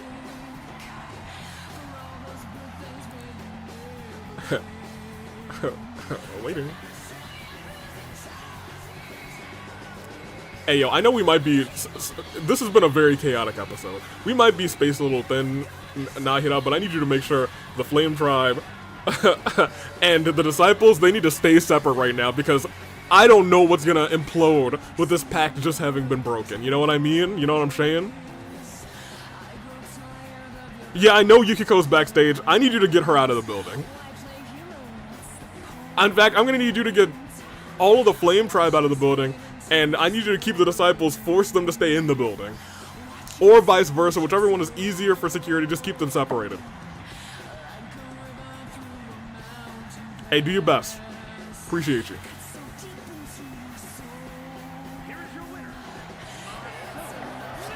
Could this be the fate at Av-Mania? I'm sorry, I've had to make so many calls to security. There's so much happening tonight. Yeah, so pack broke. We might see more bodies be caught. Right? Right? Everything was okay. Look at the blood. Okay, that's kind of a hard shot. That is kind of a hard shot. She was like, yeah, I'm bloodied, but I'm still a winner. They could be holding tag team championships come Av-Mania. Triple threat tag team match. Hot topic. Disciples of Miku. The Flame Tribe. Watch-cha-cha me back, y'all. My gosh. I spilled water all over the floor. I'm having real-life technical difficulty, says the wind. Hey, hopefully nothing is damaged with the water. Finally here, welcome in a hippo. Marcel saying bodies are just being caught all around today. You're not wrong. You're not wrong. So I can just imagine what Futaba and Miku are telling each other right now, right? They're like, oh no. Maybe oh no or oh yeah, because they're going to be on full defense of Miku. Kyutaro's probably going to have to come and help them too, even though he's got to focus on his ladder match. Goodness gracious, Mitarai as well, I don't know. They have the numbers, especially since it's just 3 members of the Flame Tribe, since Rinka's been kind of brutalized. Regardless. Let's continue. We got another Gauntlet Eliminator. And then we got our Town Hall, and we're ending off the night. Yo, what a show we've had so far. What a show we've had so far, y'all. Man. Hot Topics theme, The Wind, I hear you. It is a theme from Marceline from a, I think one of the 3DS games? I don't remember the name of it, but I can find it at some point. Anywho. Here.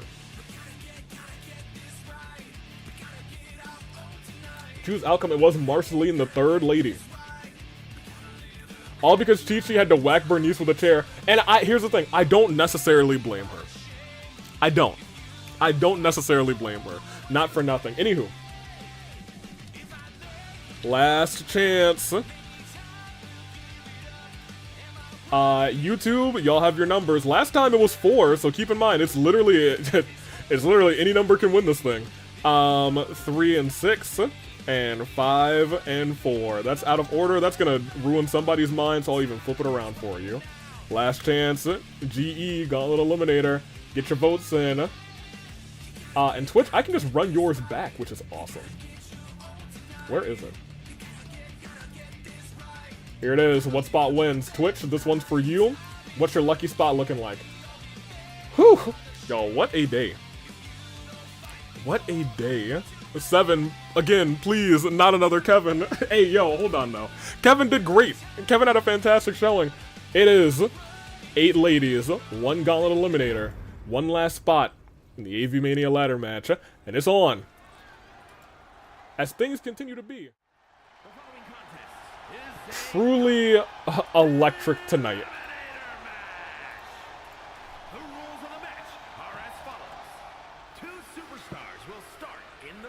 Oh, I need to bring you guys back up. There we go. A new superstar enters the match. Eliminations can occur by pinfall or submission. The match continues until 1 superstar remains, and that superstar will be declared the winner.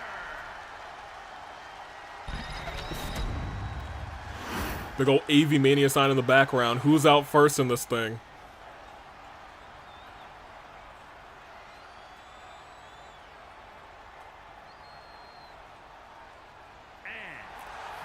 Oh, yeah.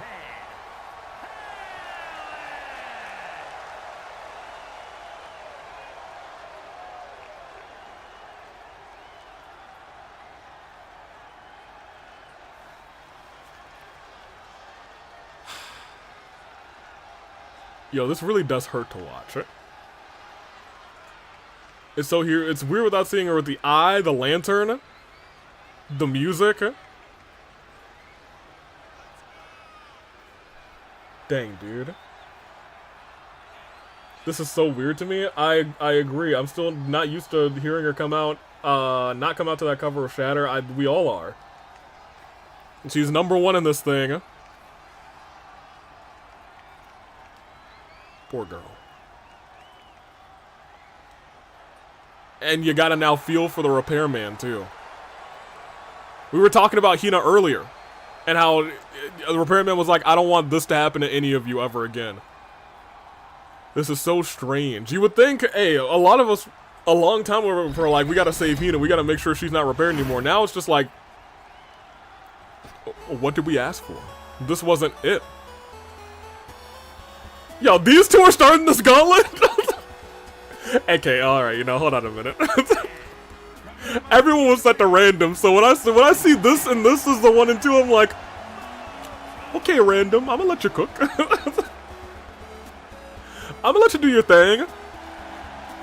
Qiqi, Hina are 1 and 2 in this thing. Oh my gosh. Alright, let's go. Gauntlet Eliminator going fire to start this thing. I wish it were under, you know, different circumstances. Hina at her full Hina. But, I digress. Let's see how it all plays out right here, right now, tonight. Qiqi. Hina. Kicking off this Gauntlet Eliminator 1-on-1. Alright, I'm back. Everything is fine. You better get the cameras back because we're about to have ourselves a banger and we gotta capture every second of it. Gozu. The game knows when 2K's not doing 2K things, 2K gives us a free 4-star meal. This would be a 5-star meal, thank you very much. Grace, once again saying, alright, banger. 1,000,000%. Number 1 and number 2, Jessica, call this thing. Went for the knee strike, Hina. Going for a quick roll-up, can you imagine? This one. Does anyone know if she still has her ultimate swimming, swimming ultimate, rather? I don't know. It does, so I said earlier, it feels like she's a shell of her former self. I really hope that doesn't mean, oh man, her swimming ultimate's gone. That would suck, dude. That would suck. Oh, coffin drop. We've seen Iroh miss that 94.5 times, but I'm not gonna, I'm not gonna call her out too much on that because Iroh had an amazing, amazing match and didn't go for the coffin drop. Maybe if Iroh never goes for the coffin drop, it's an Iroh W, who knows? Into the corner, Hina, big clothesline. Oh, look at the speed on these two! Goodness gracious! And double knees by Qiqi in response. Hina rolls out of the way. It's a clothesline, sends Qiqi back down. Shot to the throat. Calling for a DDT. Oh, yeah, man. And Qiqi sends her down into a pinfall early on. It's 1. Reversed into another pinfall. It's 1. Not even 1. Qiqi kicks out saying, we're not doing this for too long. Somebody else is going to come out here. I need to make sure that you are beaten down so that I can survive. Oh, no. But Hina not liking that. Sending Qiqi buckle bomb. Shoulder blades first into that turnbuckle. Goes for the pinfall early on in this match. It's 1. It's just 1. Oh, look at this. Combination kicks. Not what you want to see if you're on the other side of Qiqi. But look at this. Who's coming out next? Who's number 3? It is.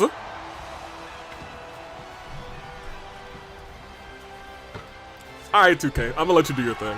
I'm gonna let you cook, 2K. I'm gonna let you cook. I'm gonna let you do your thing, 2K. Go ahead and do your thing. Hina's saying, I'm getting everybody. You're the one who took my title. Take a shoe to the face. That's not Yuri's music. It was Yuri's music. The Roads. It's Yuri Roads. That's just how it starts. To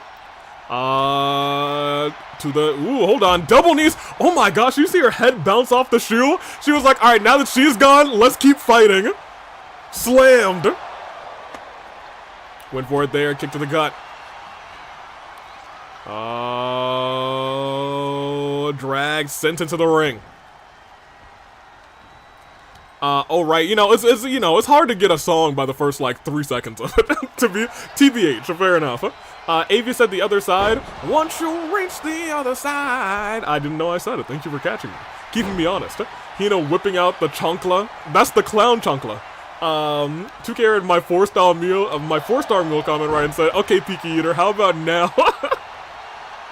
Unless it's Megalovania, that's an iconic first couple of seconds. Yuri has a whole lot she wants to do. She wants to make sure she's coming back at full speed into the AWE. Tried to manage her girls to a victory to no avail. This time, gonna try and be put on a pedestal. They kind of left Yuri alone out there. They really are saying, no, it's you and me. We're having our 1v1. And Yuri, you better not get involved. Oh my gosh, out of nowhere, Vertebreaker. She already has one? Dang. Into the pinfall on Qiqi. That's one. That's two. It's not resiliency, not yet. Alright, hold on a minute. Hold on a second. Hold on a minute. Oh, sensor flying. Hina really saying this is our 1v1. Which is crazy. Up. Down. Pop-up punch. And an in at number 4. It's a returning Qiqi. And immediately gets hit with a... Oh my gosh. Oh no. Out of solitary. Has been in for a hot minute. Taken in. DDT'd. Couple of kicks. They're still having their 1v1 rather. She's back from solitary, goes underneath. Kick to the midsection. She might be looking for, ooh, a knee strike right to the guts, and Qiqi immediately gets hit with a climactic ending. 1, 2. Can you imagine? Qiqi walked in, climactic ending, walked out. Qiqi went through, really went through it. This spring got blasted in the parking lot by, Anywho, got blasted in the parking lot by Deity Miku. Ended up having a match at Avi-Mania. Came up a little short. Off the ropes. Steps out of the way. Kick to the gut. Qiqi, the only member of the AW roster to have won WWE Gold in an AWE ring. That is correct. That is very much correct. Recently won her first AWE Gold at the fight before Christmas in a submission match for the Fight Forever Championship. Sister Abigail in the ring. Yuri down. 1, 2. No resiliency. She kicks out. She survives. That 1v1 we were talking about is split up between Yuri. Oh my gosh, wait a minute. I was gonna say let her win doesn't have its normal effects, and that's why Yuri is very quickly able to get out of it. Off the ropes. Ooh my gosh, wait a minute. Qiqi would have hit that if they weren't engaged in a grapple, and again out of nowhere, 2 in a row. I didn't know she had 2. 1, 2. Resiliency burned on Yuri. Who's number 5?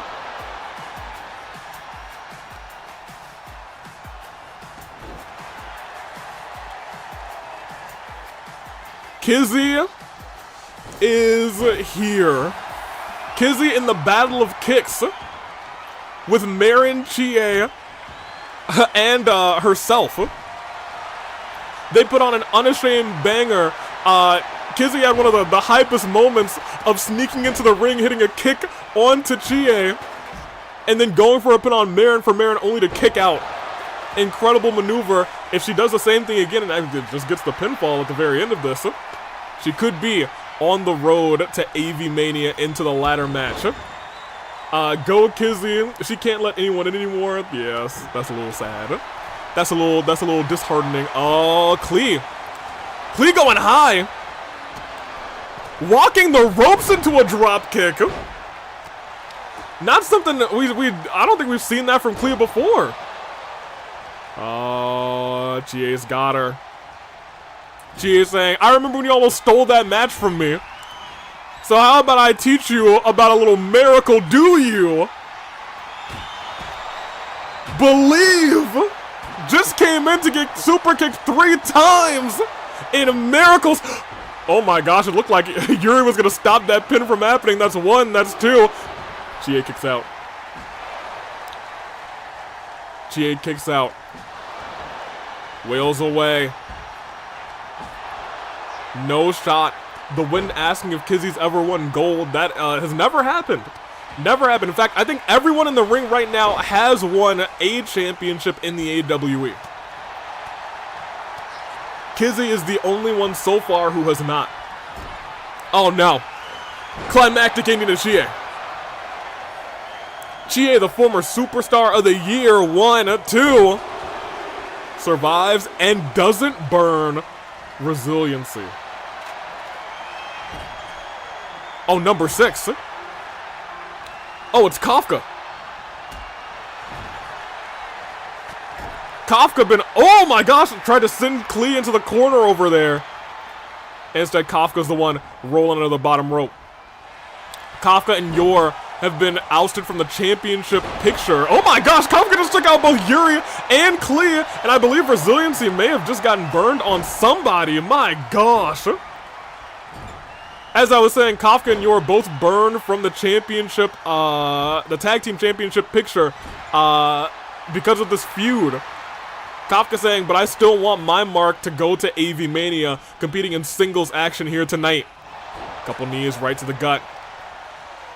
Vertebreaker on the outside, blood dripping down Hina's head as well. Oh, Kafka kicking the leg of Qiqi. And she may be looking for that Kafka. Cutter. Qiqi 1, Qiqi 2. Qiqi burns Resiliency. As her up, slams her face first. And now, oh my gosh, she just bashed she just bashed the head of Kafka. I'm sorry, Kafka using the baseball to bash that of Qiqi 2 times in a row. Looked like that might have been the knee. But instead, what does she got going on here? A knee to the back. And a reverse DDT outside the ring. There's like, it almost feels like attempted murders going on. Went for the leg there. Oh my gosh. Oh my gosh, no, not under the... Oh my gosh, under the shovel handle. But who's getting counted? I think it's Qiqi for 1, for 2. Qiqi's out of this one. And look at that, just in case there was still a kick out to the side saying, I don't know if this was for me, but I'm going to get that shoulder up. And then at number 7, it is... It's Yor. What can I say except you're welcome? Oh my gosh! She walked in and got DDT'd under the concrete!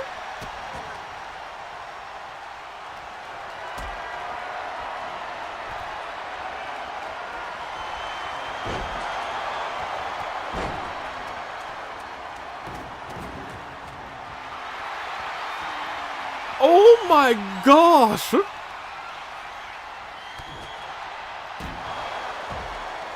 Yuri gets blasted with the steps. Klee is getting dragged to the center of the ring. Another body count for real, for real. And I want to keep in mind, everyone, Hina does still have... Gonna toss that away. If she burns it here, that's entirely my bad. She didn't burn it. She still got resiliency. She still got resiliency. Let it be known I did not jinx her. Oh, she ducked. She dodged the discus boot. Has Qiqi up, tries to send her down. Oh my gosh, Yuri chucked that chair. Did you see how fast it went into the face of Kafka? Goodness gracious. Hina dueling it out with Yor center of the ring right now. Hina's got 3 finishers. If anyone's fighting Hina one-on-one and she's just like, I'm going finisher mode, I'm going finisher spam mode, she could easily get an elimination on anybody. On anybody. Crap, chair go wee, my oh my. Oh, wait. Bombs away, disconnected on Yuri. Yuri, who I don't think has resiliency. 1, 2, was not able to use adrenaline. Klee got her out before it happened. Now we've lost number 2 and number 3. Wait a minute, Peta. Klee onto the shovel. Onto the handle of the shovel. 1, 2. Hina didn't burn resiliency.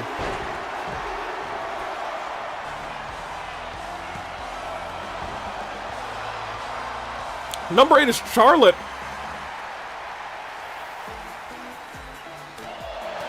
Hina had 3 finishers, didn't get a chance to use any of them.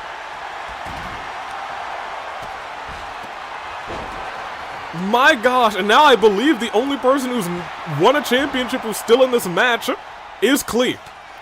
Everyone else never won a title in the AWE. Kafka and Yor tag team partners doing battle in the ring. Klee going after someone named Charlotte, right? Right? Cup of Vision Bearers. Charlie debuting, I believe, on March 7th. The day that March actually won the won the Fight Forever Championship in what she is calling the greatest Fight Forever Championship reign of all time and for all time in the future. Which is kind of crazy to call out your shot saying, oh yeah, it's the best reign there is and the best reign there's ever gonna be. Did you see that? They were doing a move in the center there, and then Kafka ran in between to hit a monkey flip. The girls are cooking out here. Hina stuck. Hina stuck a little bit. Oh, wait a minute. Kafka saying, hey, chairs going everywhere. Moonsault to Qiqi. Pinfall on Yor. 1, 2. Nothing yet. Everybody's still admittedly pretty good on stamina. Clea, this isn't the Charlotte you beef with. She said it doesn't. Oh, that was so close to the chair. I was so concerned. Oh my gosh. Elbow right to the head. Has her up on the shoulders. Charlie, center of the ring. Goes for a pinfall on Kafka. That's 1, 2. No resiliency. Clea walks in. Clea's got a finisher on lock. Could she be thinking bombs away? Oh no, she's thinking about that clean knee, but on the outside, DDT, clean knee, gets none of it. But from behind, a steel chair to Charlie. And tries to go for a DDT out of the chair. Kafka has been reversing like crazy. Oh, but missed that one shot at him. She may pay for it because, oh, knees to the back. Yor, who just got hit with a finisher on the, I'm sorry, was that 1? Yor, huh? What, 1? 1? Qiqi does not have resiliency right now. If she's got to tap, she's going to have to tap. No. Lets her go. Kafka, cutter connects. Charlie now in danger. Once again, we talked about it. Coming in at number 8 means you're susceptible to just getting hit with 99. Finisher super kick by Clee. And you're now taking it to a child into the pinfall. 1, 2, kick out. Do not underestimate the power of Mommy Yor Herd. Yo, why are the tag team, the one tag team in this match right now just going at it? They could be working together, but instead, Kafka wrecks Yor, busts her open with that one. Clee getting turned around, and Yor kips right up to say, no. Anything you can do, I can do better. Drop kick to the knee. And thought about the pin, but instead, once again, Yor and Kafka fighting it out. Couple shots, a German suplex into the pinfall. Pretty picture perfect 1, and just 1. Okay. All right.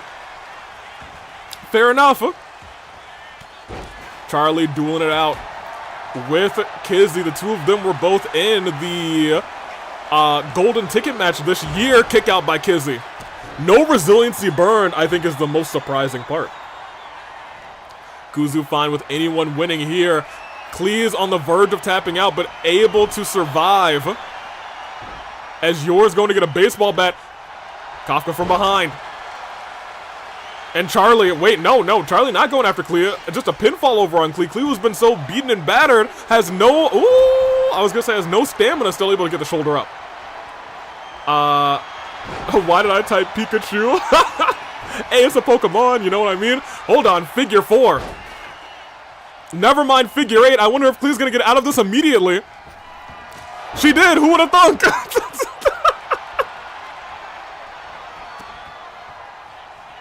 Lamau! Up to the middle rope. Double axe right to Clee. Doesn't go for the pinfall, instead goes to what looked like it was going to be the corner. And instead gets hit with a Hurricane Rana. Oh, the shovel! Yo, it's crazy when you're looking at one thing and you just see a shovel just fly in and it hits somebody in the neck. She tried to decapitate her. That was an assassin strike by Yor as they're working together. Oh no, this is a suplex. Ooh! Oh man, if Clee was like 5 feet backwards, it would have been game over, and it's game over for Qiqi. Rest in peace. Charlie getting lifted by Kafka. It's your final four. It's Klee who came in at number 4. Eggman won from that position. Kafka who came in 6th. You're 7th. And Charlotte 8th. Oh, went through. Sent to the side. Going after the knee. Avi-Mania dreams are on the line. Off the ropes. Misses wildly with that move, but I think everyone able to survive because of it. But out of nowhere, oh my gosh, locked in deep with that submission. Once again, keep in mind, Klee, no resiliency, may have to tap out here. What is going on? Everyone's moving around, and she still taps. Oh my gosh. 6, 7, 8 still in this fight, and out of nowhere, bam! The Steam Bird connects, and it's a kick out from Kafka without resiliency being burned. Oh my gosh.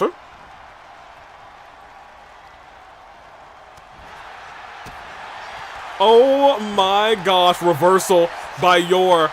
Claps the leg.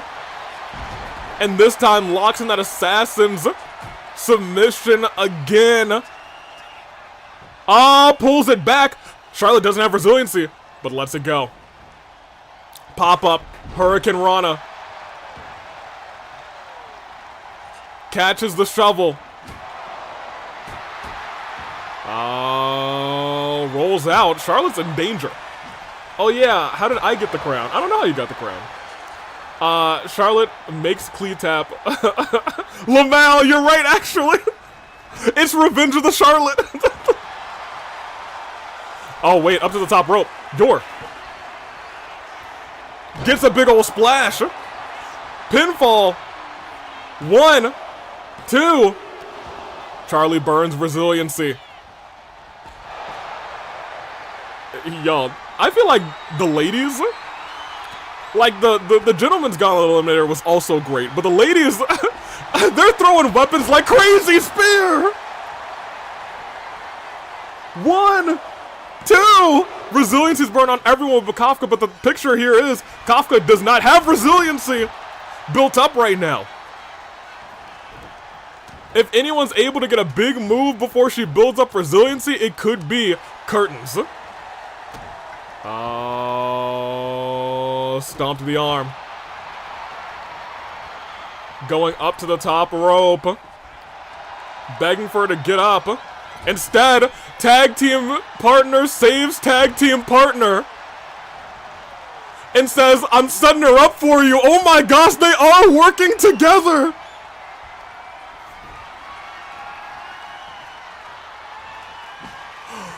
They're working together against her! Oh my gosh!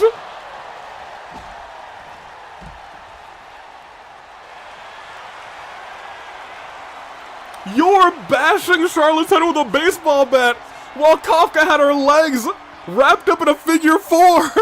Oh my gosh, and the figure 8 on the outside, and says, you know, that's great, I'll do that. Your legs are hurt right now, aren't they? Oh my gosh. Oh my gosh. And now they're saying no shot that she wins this thing.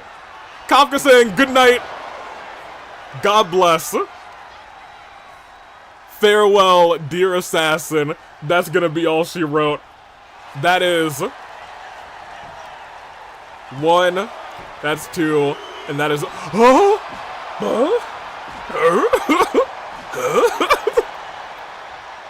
Charlotte getting some revenge with that baseball bat. Lifting Kafka up and slamming Kafka with a little bit of, I guess, what is this, like a fireman's carry flapjack? Oh no, wait a minute. Yor's actually gonna be out of this next, isn't she? Yanks it back, can she hold on? No, she taps out. That's it. Go Yor, says Kuzu, and Yor immediately taps out. It's Kafka. It's Charlotte. And it's a miss. Wait a minute. I think she just reversed the signature, but Charlie able to get back to her feet. Charlie now has Kafka face first onto the turnbuckle and goes to the top rope. It's a battle between the two. And a big splash on the Kafka. Goes for the pinfall. Is that going to be enough to burn resiliency? It's 1. It's 2. It is. It is anybody's match. Who will it be? Kafka with a reversal. Off the ropes. Drop. No, not a drop kick. It looked like an enziguri. Kafka stepping and double knees to the midsection. Goes for a quick pinfall afterwards, saying, "Let me get a vibe check." That's 1. That's 2.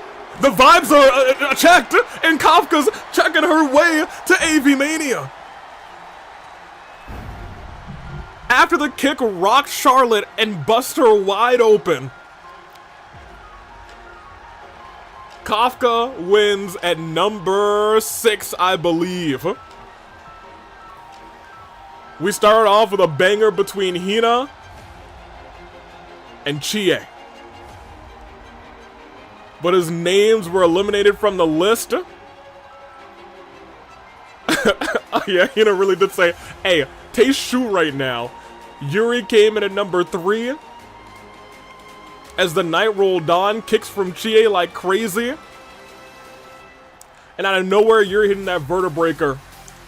It was a battle of, honestly, these two trying to break up Yuri and have their own 1v1. But when Qiqi came in at number 4, that's when things really started to turn themselves around. And that spear by Kafka to Qiqi put her away for 1, for 2, and for 3. Qiqi earlier on getting 2 eliminations in this matchup. They both tried to team up against Charlotte. In the end, Charlotte was able to take down Yor. But Kafka survived after busting Charlotte open. That was all she wrote. And the final spot goes to Kafka. I said I'm okay with anyone winning, but that was still my pick, so I'm a little salty. That's so hilarious. I think Charlotte is concussed, man. That double team was nasty. Right, you're insanely correct.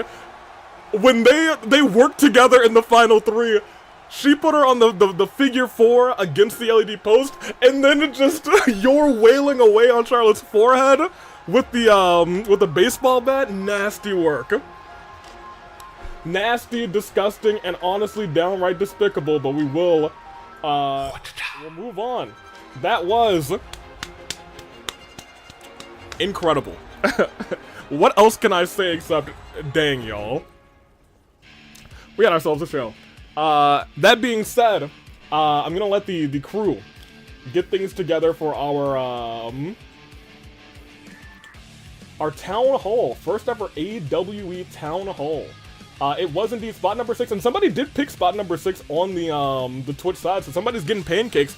Who getting pancakes, baby? Who getting pancakes? Anthony Subs getting pancakes. Look at you. Good on you. 680 pancakes, I believe. Alright, time for the conference. It is time for the open hall, ladies and gentlemen. I'm gonna wait for them to clear the ring because, let's be real, there were a whole bunch of stairs. Shoes, chairs, kendo sticks, baseball bats, and blood all over the place. Navia will let me know when she's in the ring, and we will switch on over to our town hall meeting. I gotta say, I'm kind of excited. I'll be fielding off some of your questions to Camilla and Queen. I'm excited. Hope y'all are too. Anywho. Whew.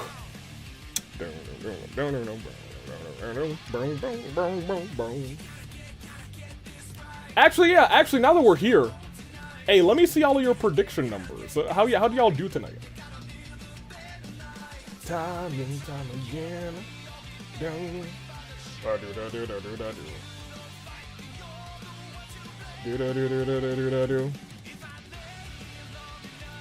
Maybe time will.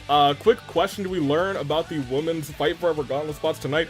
You will. We will do it right after our town hall. We'll talk about. I was gonna reveal them all after this town hall. Is Ray still with Makoto still? Yes, I believe so. Not female Makoto. At least not right now. 5 out of 8 and somehow won both a Gauntlet Eliminators, which is crazy, actually. Crazy work. Especially since number 6 and number 4 won. Those are kind of odd picks to pick. For real, for real. So good on you. Even on the YouTube, you get 2 spots variant. That's still a little tough. 3 out of 8, 2 out of 7, 1 out of 8. Oh, 1 out of 8 hurts my soul. 3 out of 7, and I was responding to that question from the wind, but you know, I've been brushing up on my wind, so I can kind of hear. I hear the voices in the wind. They ask me questions, and I send them answers or something like that. Anywho, no, nothing from the girl yet.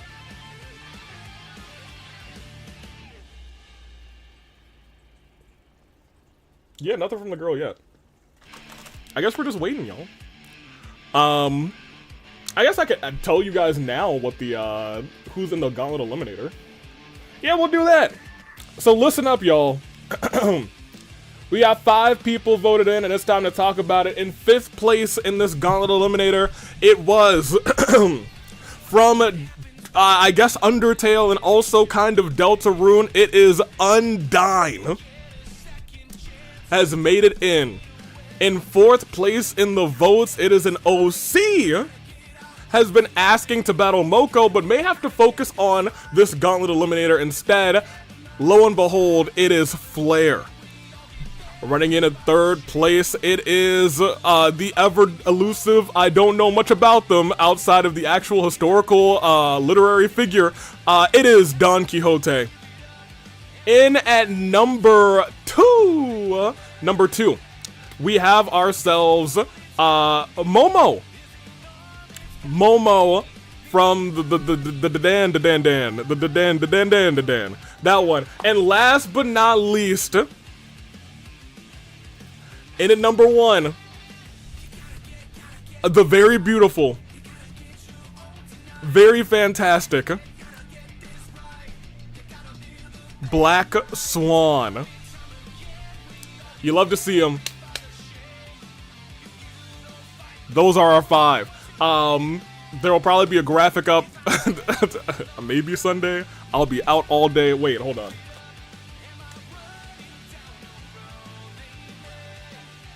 Okay, never mind. We are all set, actually. Y'all, it is time yet again, or I guess actually for the very first time, for the very first AWE Town Hall meeting. And lo and behold, it's time. Let's get ourselves over. Are y'all ready? You better be ready, because if you're not, then get ready. Because right now, I'm gonna send it over to Navia, who's waiting in our ring. Check her out. Yeah, watch her over.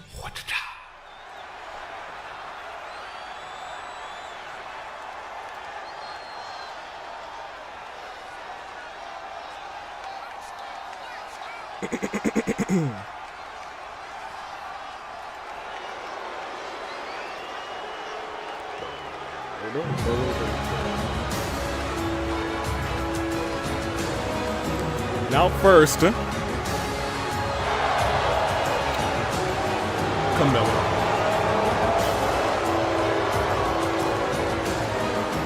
I don't want to say dastardly, but what she did was not cool.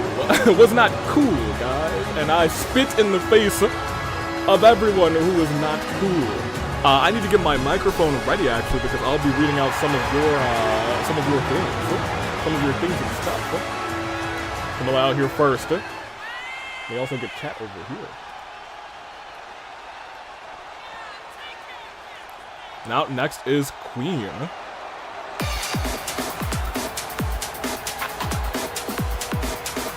It's a little loud.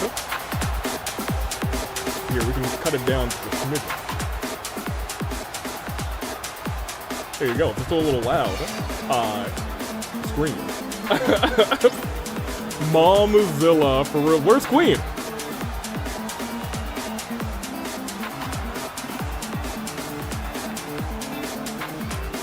Queen?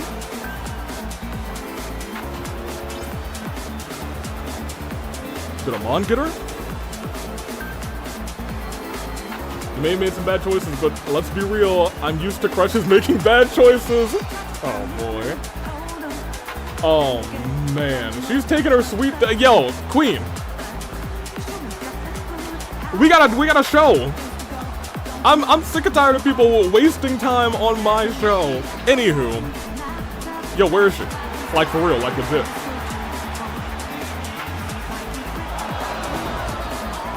And now my stage is on fire.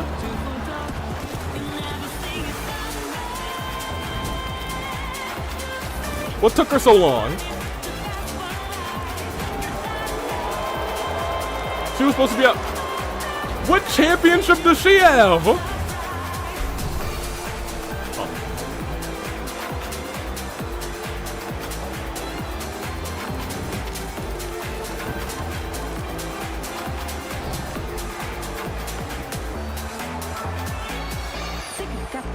Girl, excuse me, decided arson. Yeah, we gotta stop burning my stage, dude.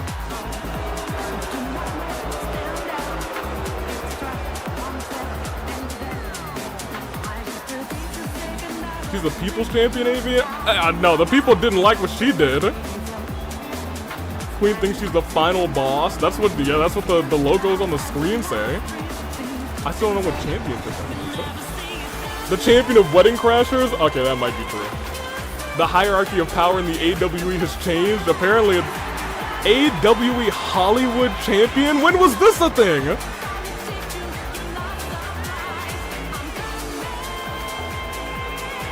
We don't have a Hollywood championship. That's not a legal championship. You can't just bring your own belt. Exactly, Marcel. Yeah, that does look like a Walk of Fame star.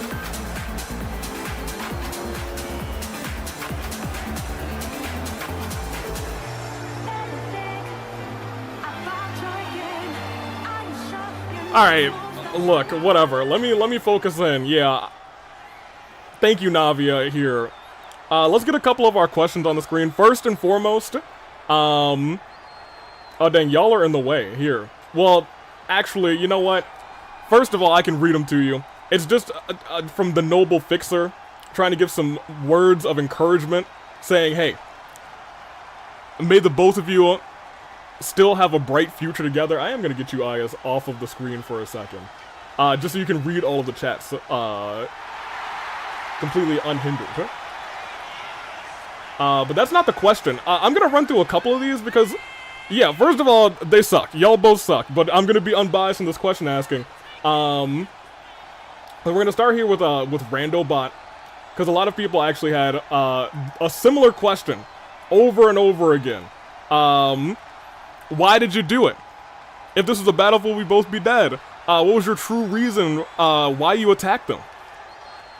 We got a lot of questions here. SC asking why would you do such a thing? Left very confused, and that's going to be the general sense of a lot of people of what they're saying here. Grace even extending heartfelt support for Nor and Ophelia, but then just asking why, and especially Queen. What does your stupid, idiotic brain have for real? And everybody's asking why. We would read all of these. We would, from top to bottom, but most everyone, at least in these starting few questions, are all asking why. Jags admitting wholly uncalled for, downright wrong, calling you out. Zane, admitting that they love chaos, which is, you know, maybe not the best thing to say right now, but also, why would you join forces to Queen, specifically, with Camilla, to ruin your best friend's wedding? Why would you do this? Sprinkles even confused by all of this, saying that's your mom, right? I want to ask her how she feels about this, which is a more respectful kind of tone. You want to know what's going through Camilla's mind as well, and also wants to ask the less scary Queen, because, you know, Sprinkles has some terrible times with some Queen folk. But I digress. Wants to load the nuances, and even Marcy, the OC champion, just basically asking, what need is there for this proof? Marius, Yoru, Dusk, all asking why on the big day, why wait? The main question is why, so can you tell us? Why? Can you tell me why?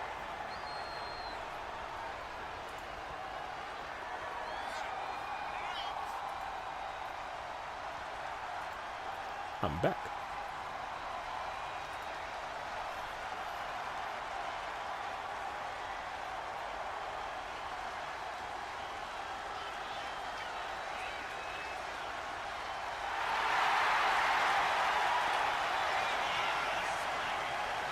The best years of her life, huh?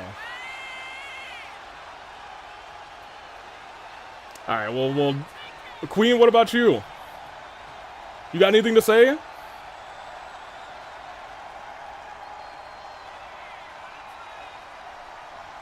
Hollywood.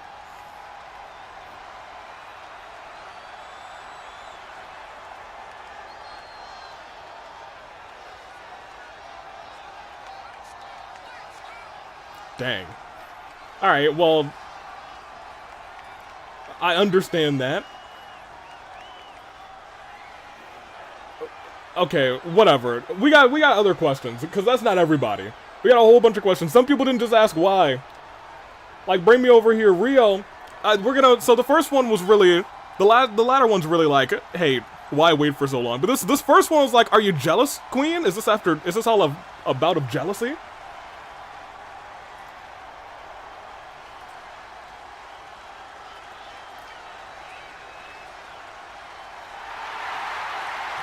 Yo, you can't just bring divorce rates in. That's not a stat. Hold on a minute. Hey, take me off the screen real quick. Flynn saying thanks you too. Basically, everyone's bad-mouthing it. I don't know what the wind is saying here. Forget the wind. We don't like to talk about the wind. Camilla, thanks for proving my continued belief that parents suck from Marcel. And you know what? I gotta agree with Marcel on that one, not for nothing.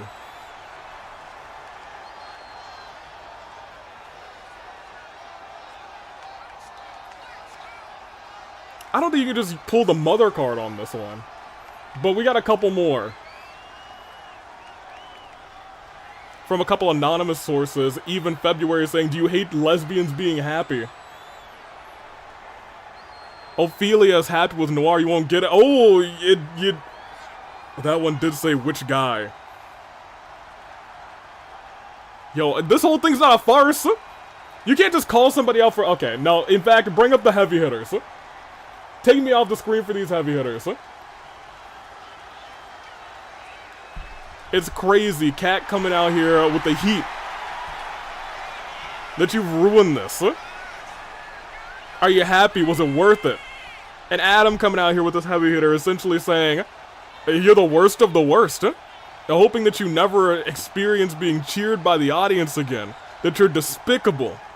Your names are some of the worst in the AWE now.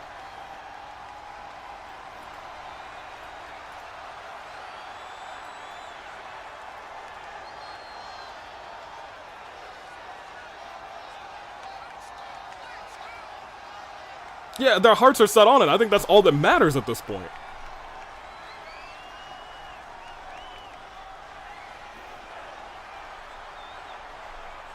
Oh, do you have remorse?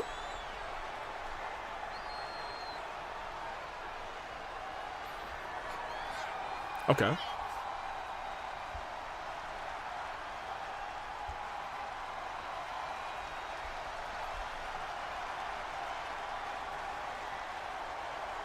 Hey, no, wait, hold on. We weren't done. We still got questions. Hold on a minute. Like, we still got a couple more. You can't just end the whole... Hey, that's our general manager. You can't...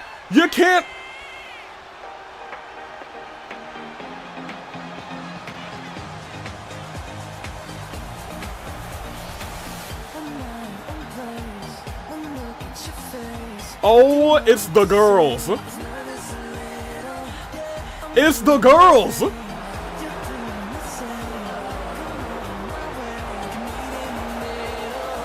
They're here!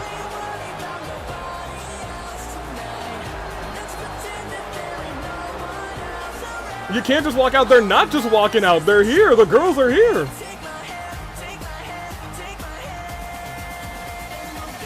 And the kiss. At the very least, they seem to be doing okay. In some regard, I suppose. Ophelia addressing her mom.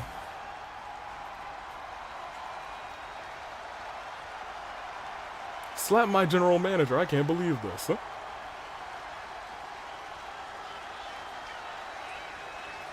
They talked. Huh? Oh. Oh.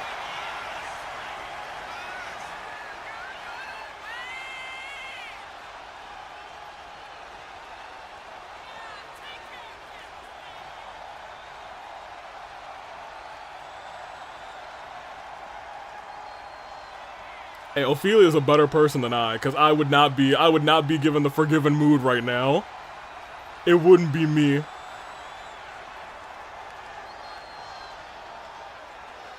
Oh, she's not quite in the microphone to the head, and a DDT to Camilla. I think Haru is still just staring over. Oh no, they're talking. They're talking as this attack goes on.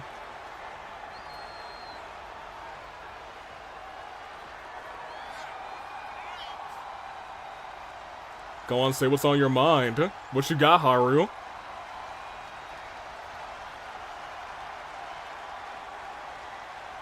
Doing it for the both of them. You know, Hollywood changes the girl, apparently. Wait, hold on. Wait, what?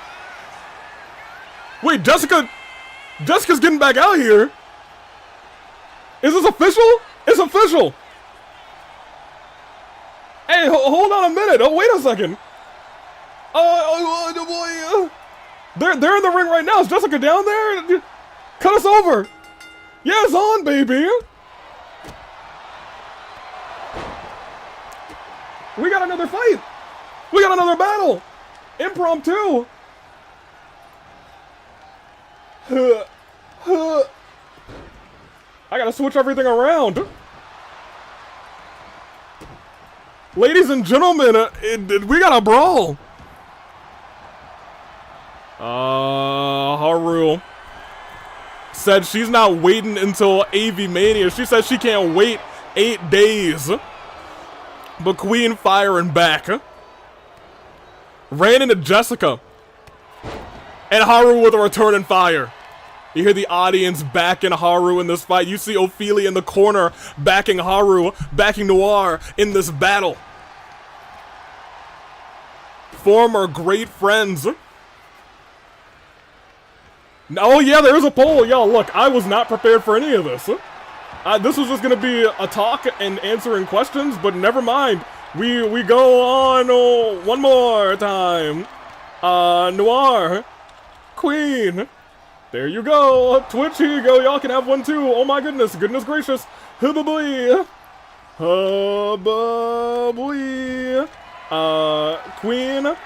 Noir. And start that bad boy. Oh my gosh. Tables. Wait, what kind of match is this? What kind of match is this? Please stop fighting. I believe that's Sprinkles. Hey, look. Camilla's got their rings. They've been through probably the most emotional times they've been through in terms of sad emotions for the first time in a long time. That was a special day. A lot of us were very emotional. A lot of us were very emotional last week. It was a beautiful ceremony, and it should have finished as a beautiful ceremony until these two came through. Now, look. If I'm just standing back and I'm just being completely opposed to just be unbiased in its full degree, I can understand the words that are being said from Queen, the words that are being said from Camilla. But at the end of the day, those words don't mean anything when it counteracts how these two feel about each other. You should have no reason to truly get in the way of that if broadly these are just bold assumptions of, hey, you're moving too fast. 1, 2, 3. As the night rolls on. Let me see. Sprinkles, let them have this. They need to blow off some steam. I agree with that. Grace saying, even if it's not Extreme Rules, I think Jessica knows she can't call it as a DQ match. You know what? I feel like Jessica's also like, you know what? Get her. Not for nothing. Oh, what do we got going on here? Couple shoulder blocks into the corner. And now Noir's starting to feel it. I can understand what Camilla was saying, rather, but I don't get Queen's point. I think at this point, Queen might just be deluded by Hollywood, for real, for real. Drop kick to Queen. 1, 2. Even if that's the case, Noir and Ophelia deserve to let off some steam after having their biggest night taken away from them. Hey, you're right. And they're gonna fight for the, ooh, I was gonna say, on the biggest stage of them all, Avi-Mania 2 count. No resiliency burned. Noir does not have resiliency. That's a little scary. That is a little scary. I will say, some turnbuckles already getting removed. Reversal of the signature. Hold on a minute. Welcome back to the AWE. Kick to the back on the way down. 1, 2. Queen kicked out, no resiliency. If you can't throw hands with your family, I'm sorry, with your friends rather, are they really your friends? And I think these two are once the closest relationship within the Phantom Thieves, right? What happened here? What happened here is the real question. Pinfall on the table, resiliency burned on Queen. You can see the pain in the eyes of Noir. It has potentially been the hardest week of, maybe one of the hardest weeks of her life. She's had some pretty hard weeks, I'm gonna keep it a buck with you. In her canon, she's had some pretty hard weeks roll up. 1. And it's just a 1. That's a kick out with the power of love, baby. A leg drop. I don't think got much of it. It may have just gotten the table for the most part. Camilla looking away. Can't even bear to look Ophelia in the eyes. Oh, what do you have going on here? Oh, what do you have going on here? A torture rack submission. Noir able to get out of it. Queen bleeding. Queen is busted. You got to imagine that, you know, bring a little smile to the face of Haru. Reversal. Queen's not going to that table, at least not yet. The boos reigning in the audience. Scoop slam, and Haru's the one who goes to the table, not like this. Into the pinfall, late in the match. 1, 2. No resiliency, barely got the shoulder up. That's after going through a table. The Woken one, correct. This light is beginning to, the fight is beginning to even out. I think the biggest point of all of this is, Noir does still have that resiliency. But that might change because now Queen has a signature and a finisher. Noir still has a signature though. And gets the sledgehammer from the hands of Queen and starts to wail away on her. Saying, this could not wait. Queen crawling to the corner, trying to catch her breath. Noir celebrating, saying, I'm doing this for everyone who's ever felt like we feel. Whoever didn't have the support that they needed as she's going to the corner. What does she have going on here? Oh my gosh! Running knee right to the face of Queen and then goes with the sledgehammer again! Continuing to wail away. We talk about blowing off steam, but this is just anger. Queen rolls out of the ring. But Haru's still saying none now. Sorry, I need to get some air for a moment. The rage is taking over. I feel you. This is an emotional time. Is Camilla distracting Haru? Camilla was distracting Haru, gave Queen the opportunity she needed. Oh, that's despicable. Oh, that's disgusting. You can only imagine the things that Camilla must have said to distract Haru. Queen climbing. I don't think you can make that. Definitely didn't make it. Haru taking advantage though. Lifts her up. Kick to the back. Those kicks directly to the spine. Sending Queen in. Honestly, this could be it. This might be all she wrote. 1, 2. Picked it up. That's also definitely not her song, but she picked it up, baby. You love to see it.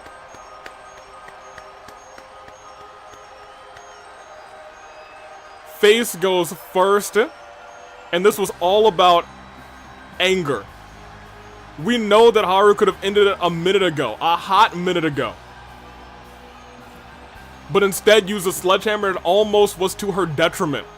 As Camilla got her emotional, they started arguing on the side of the ring over there. We're talking about what happened here. Queen burned resiliency.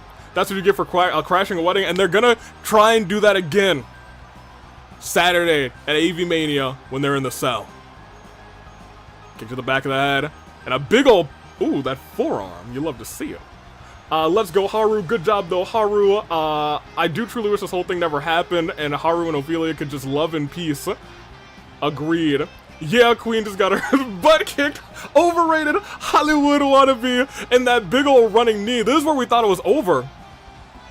At first. 1, 2, 3 at the end of it, though. Haru did it. And together, at least they get to celebrate together tonight. They should have been able to celebrate together the entire time. Camilla just watching on. Despicable. You're still mommy, Camilla. Stop. Don't do this. Eleanor is the only Hollywood girl. Hollywood. Hello. The girls. Look, you know what?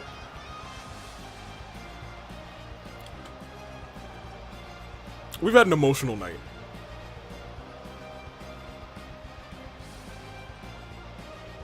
But that feels alright.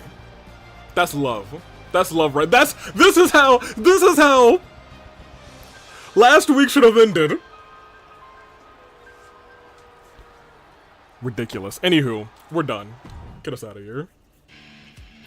Now isn't this a wonderful sight? Yeah, I was gonna say this is how we should have ended last week, but instead, you two had to do whatever y'all did. This is the best night I've experienced in a while. Well, this happened too. So let's not forget about this.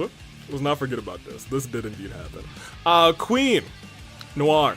Kafka earns that final spot in the AEW ladder match. Marceline, with these two factions dueling each other out, was able to sneak a victory, get the pinfall, and they might do the same thing at Avi-Mania.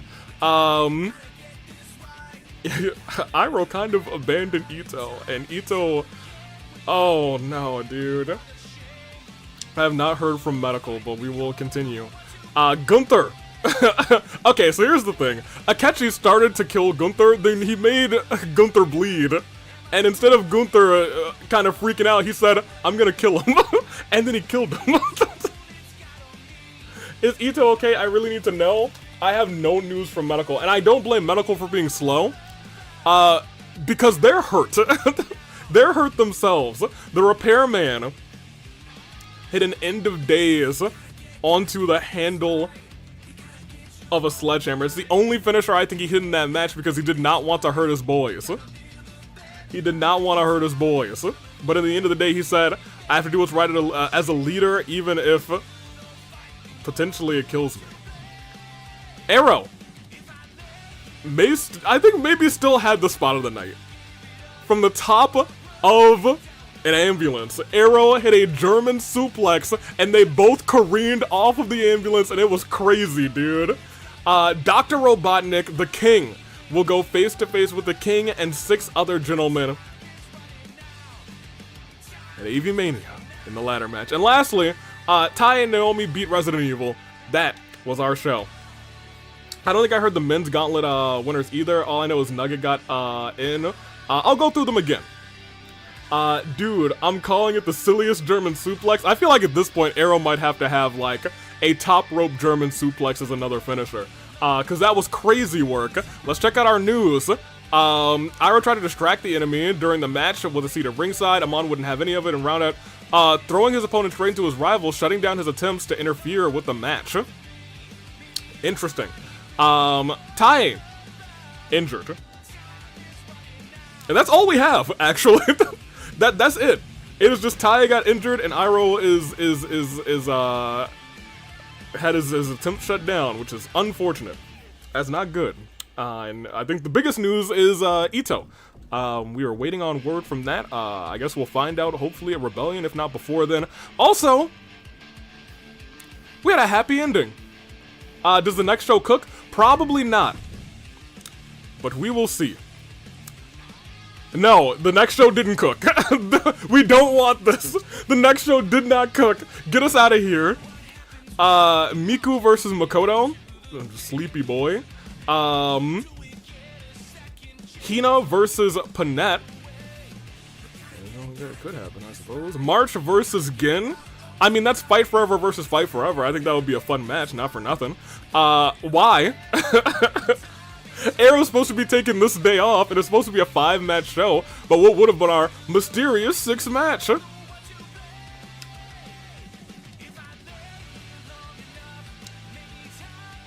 So here's the thing. I halfway expect something like this to happen. I do halfway expect something like this to happen. Now that, you know, the pact is gone, I do expect them to potentially get involved. Regardless, that's our show. Is there any more news for this one? No, there is no additional news.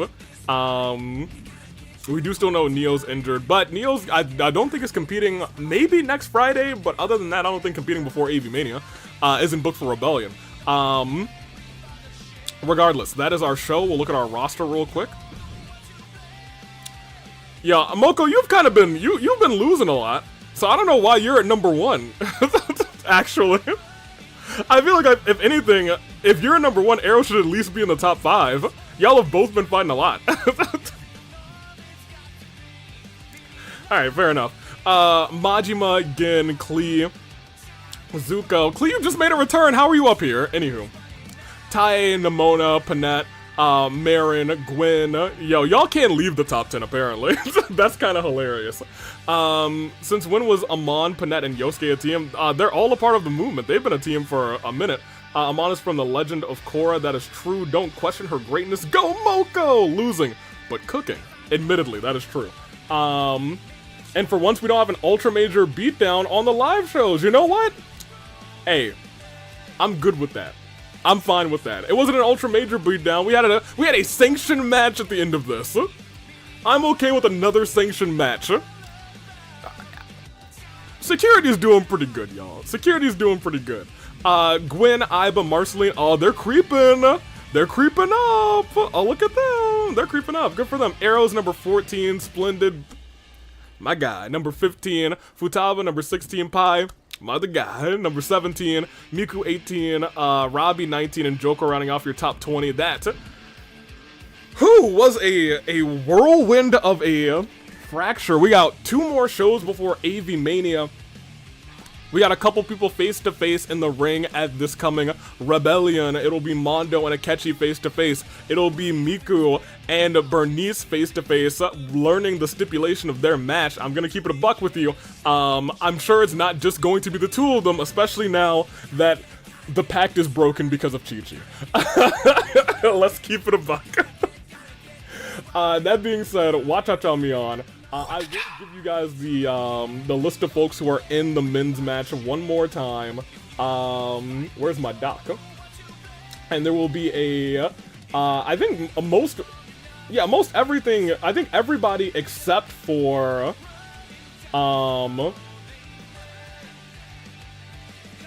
yeah, everybody except for,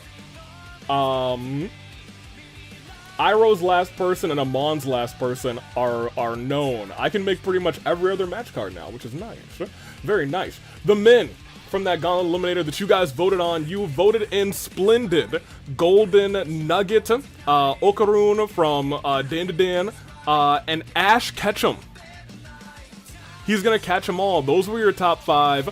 From the ladies, once again, Black Swan, Momo, from Dan. Don Quixote, Flair, and OC, and Undyne.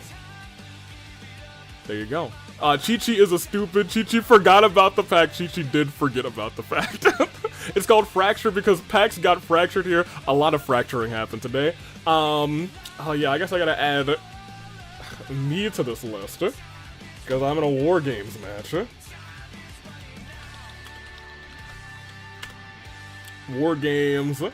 Me, Splendid, Pie, versus Idiots, and Tartarus. I don't really hate that guy, but you know, there it is. Anywho, that's all she wrote. This was crazy. Not for nothing. Let me see. And Don Quixote will be winning. We will see. And who added Golden and Splendid for the males? Well, let me tell you, you guys were all manipulated by Golden to vote for Golden, and you know, I already gave you a list of people who could have been in the match that just needed, you know, another vote to really be in contention, but you know, it is what it is. It sucks to suck. Give you a whole list of people, you know, Golden decided to enter himself even though he already had a match at Avi-Mania. Just gonna put that out there. That seems pretty selfish to me. Anywho. I'm glad you specified this from Kindergarten Nugget. Otherwise, I would have thought it was Chicken Nugget from Chicken Nugget. Oh, that is a thing. I forgot that's a thing. Anywho, if you don't hate him, why'd you try and screw him over? I didn't try and screw him over. He was just a means to an end, and the ends justified the means. I am gonna take off. Rip Randy Orton. He had voices in his head, but he did not have enough votes to get there. But hey, congratulations to Flair. That's pretty good. Avi, stop gaslighting. That's not gaslighting. That's literally the truth. That's how the numbers were going. I read earlier who were runner-ups for the gentleman. I read to you everyone who could have gotten in if Golden decided not to put himself in. I'm talking the Hammer of Justice, AJ Styles, Gundam Tanaka, Joshua Bright. I don't know how Cassius feels about that. Pepsi Man, Sans, Mr. Antenna, Yu Narakami, Shrimpo, and OC Kazuki. All of them were so close. But Golden decided to be selfish and put himself in and rob them of votes. So, that's all I got. I'm taking off. Until next time. Toodaloo Flight Crew. Hey, be here for Rebellion. There's gonna be some learning. I wonder what Akechi's gonna have to say to Mondo and vice versa. I kind of know what Miku and Bernice are probably gonna say to each other. Probably a bunch of fists to each other's faces. I'm gonna have staff security there that night, man. Like, around the ring for real. Man, dude. Anywho, I'm gonna try and get the show under control, especially since we started off with someone occupying the ring, which is stupid, but I died. It is what it is. I'm taking off. Toodaloo Flight Crew. Thank you for watching. Get me out of here. I'm not ready to end, actually. I'm about to be ready to end, though. And I should end with the Avi-Mania music, because that is 8 days away. Be here. One more time, I'll remind you that Avi-Mania is coming. And it's coming in 8 days. For some of you, it's in 7 days. For almost me, it's in 7 days. For real, because it's almost midnight. I'm taking off, though. Until then, Avi-Mania is right around the corner. Get ready. Are you ready? Are you prepared? I hope you are. Until then, it's time to head off. Toodaloo Flight Crew, thank you for watching. I'm out of here. Goodbye, YouTube chat. Goodbye, Twitch chat. And let me drop a toodaloo for you. And just remember, Golden screwed your favorite characters. Watch out, Camilla.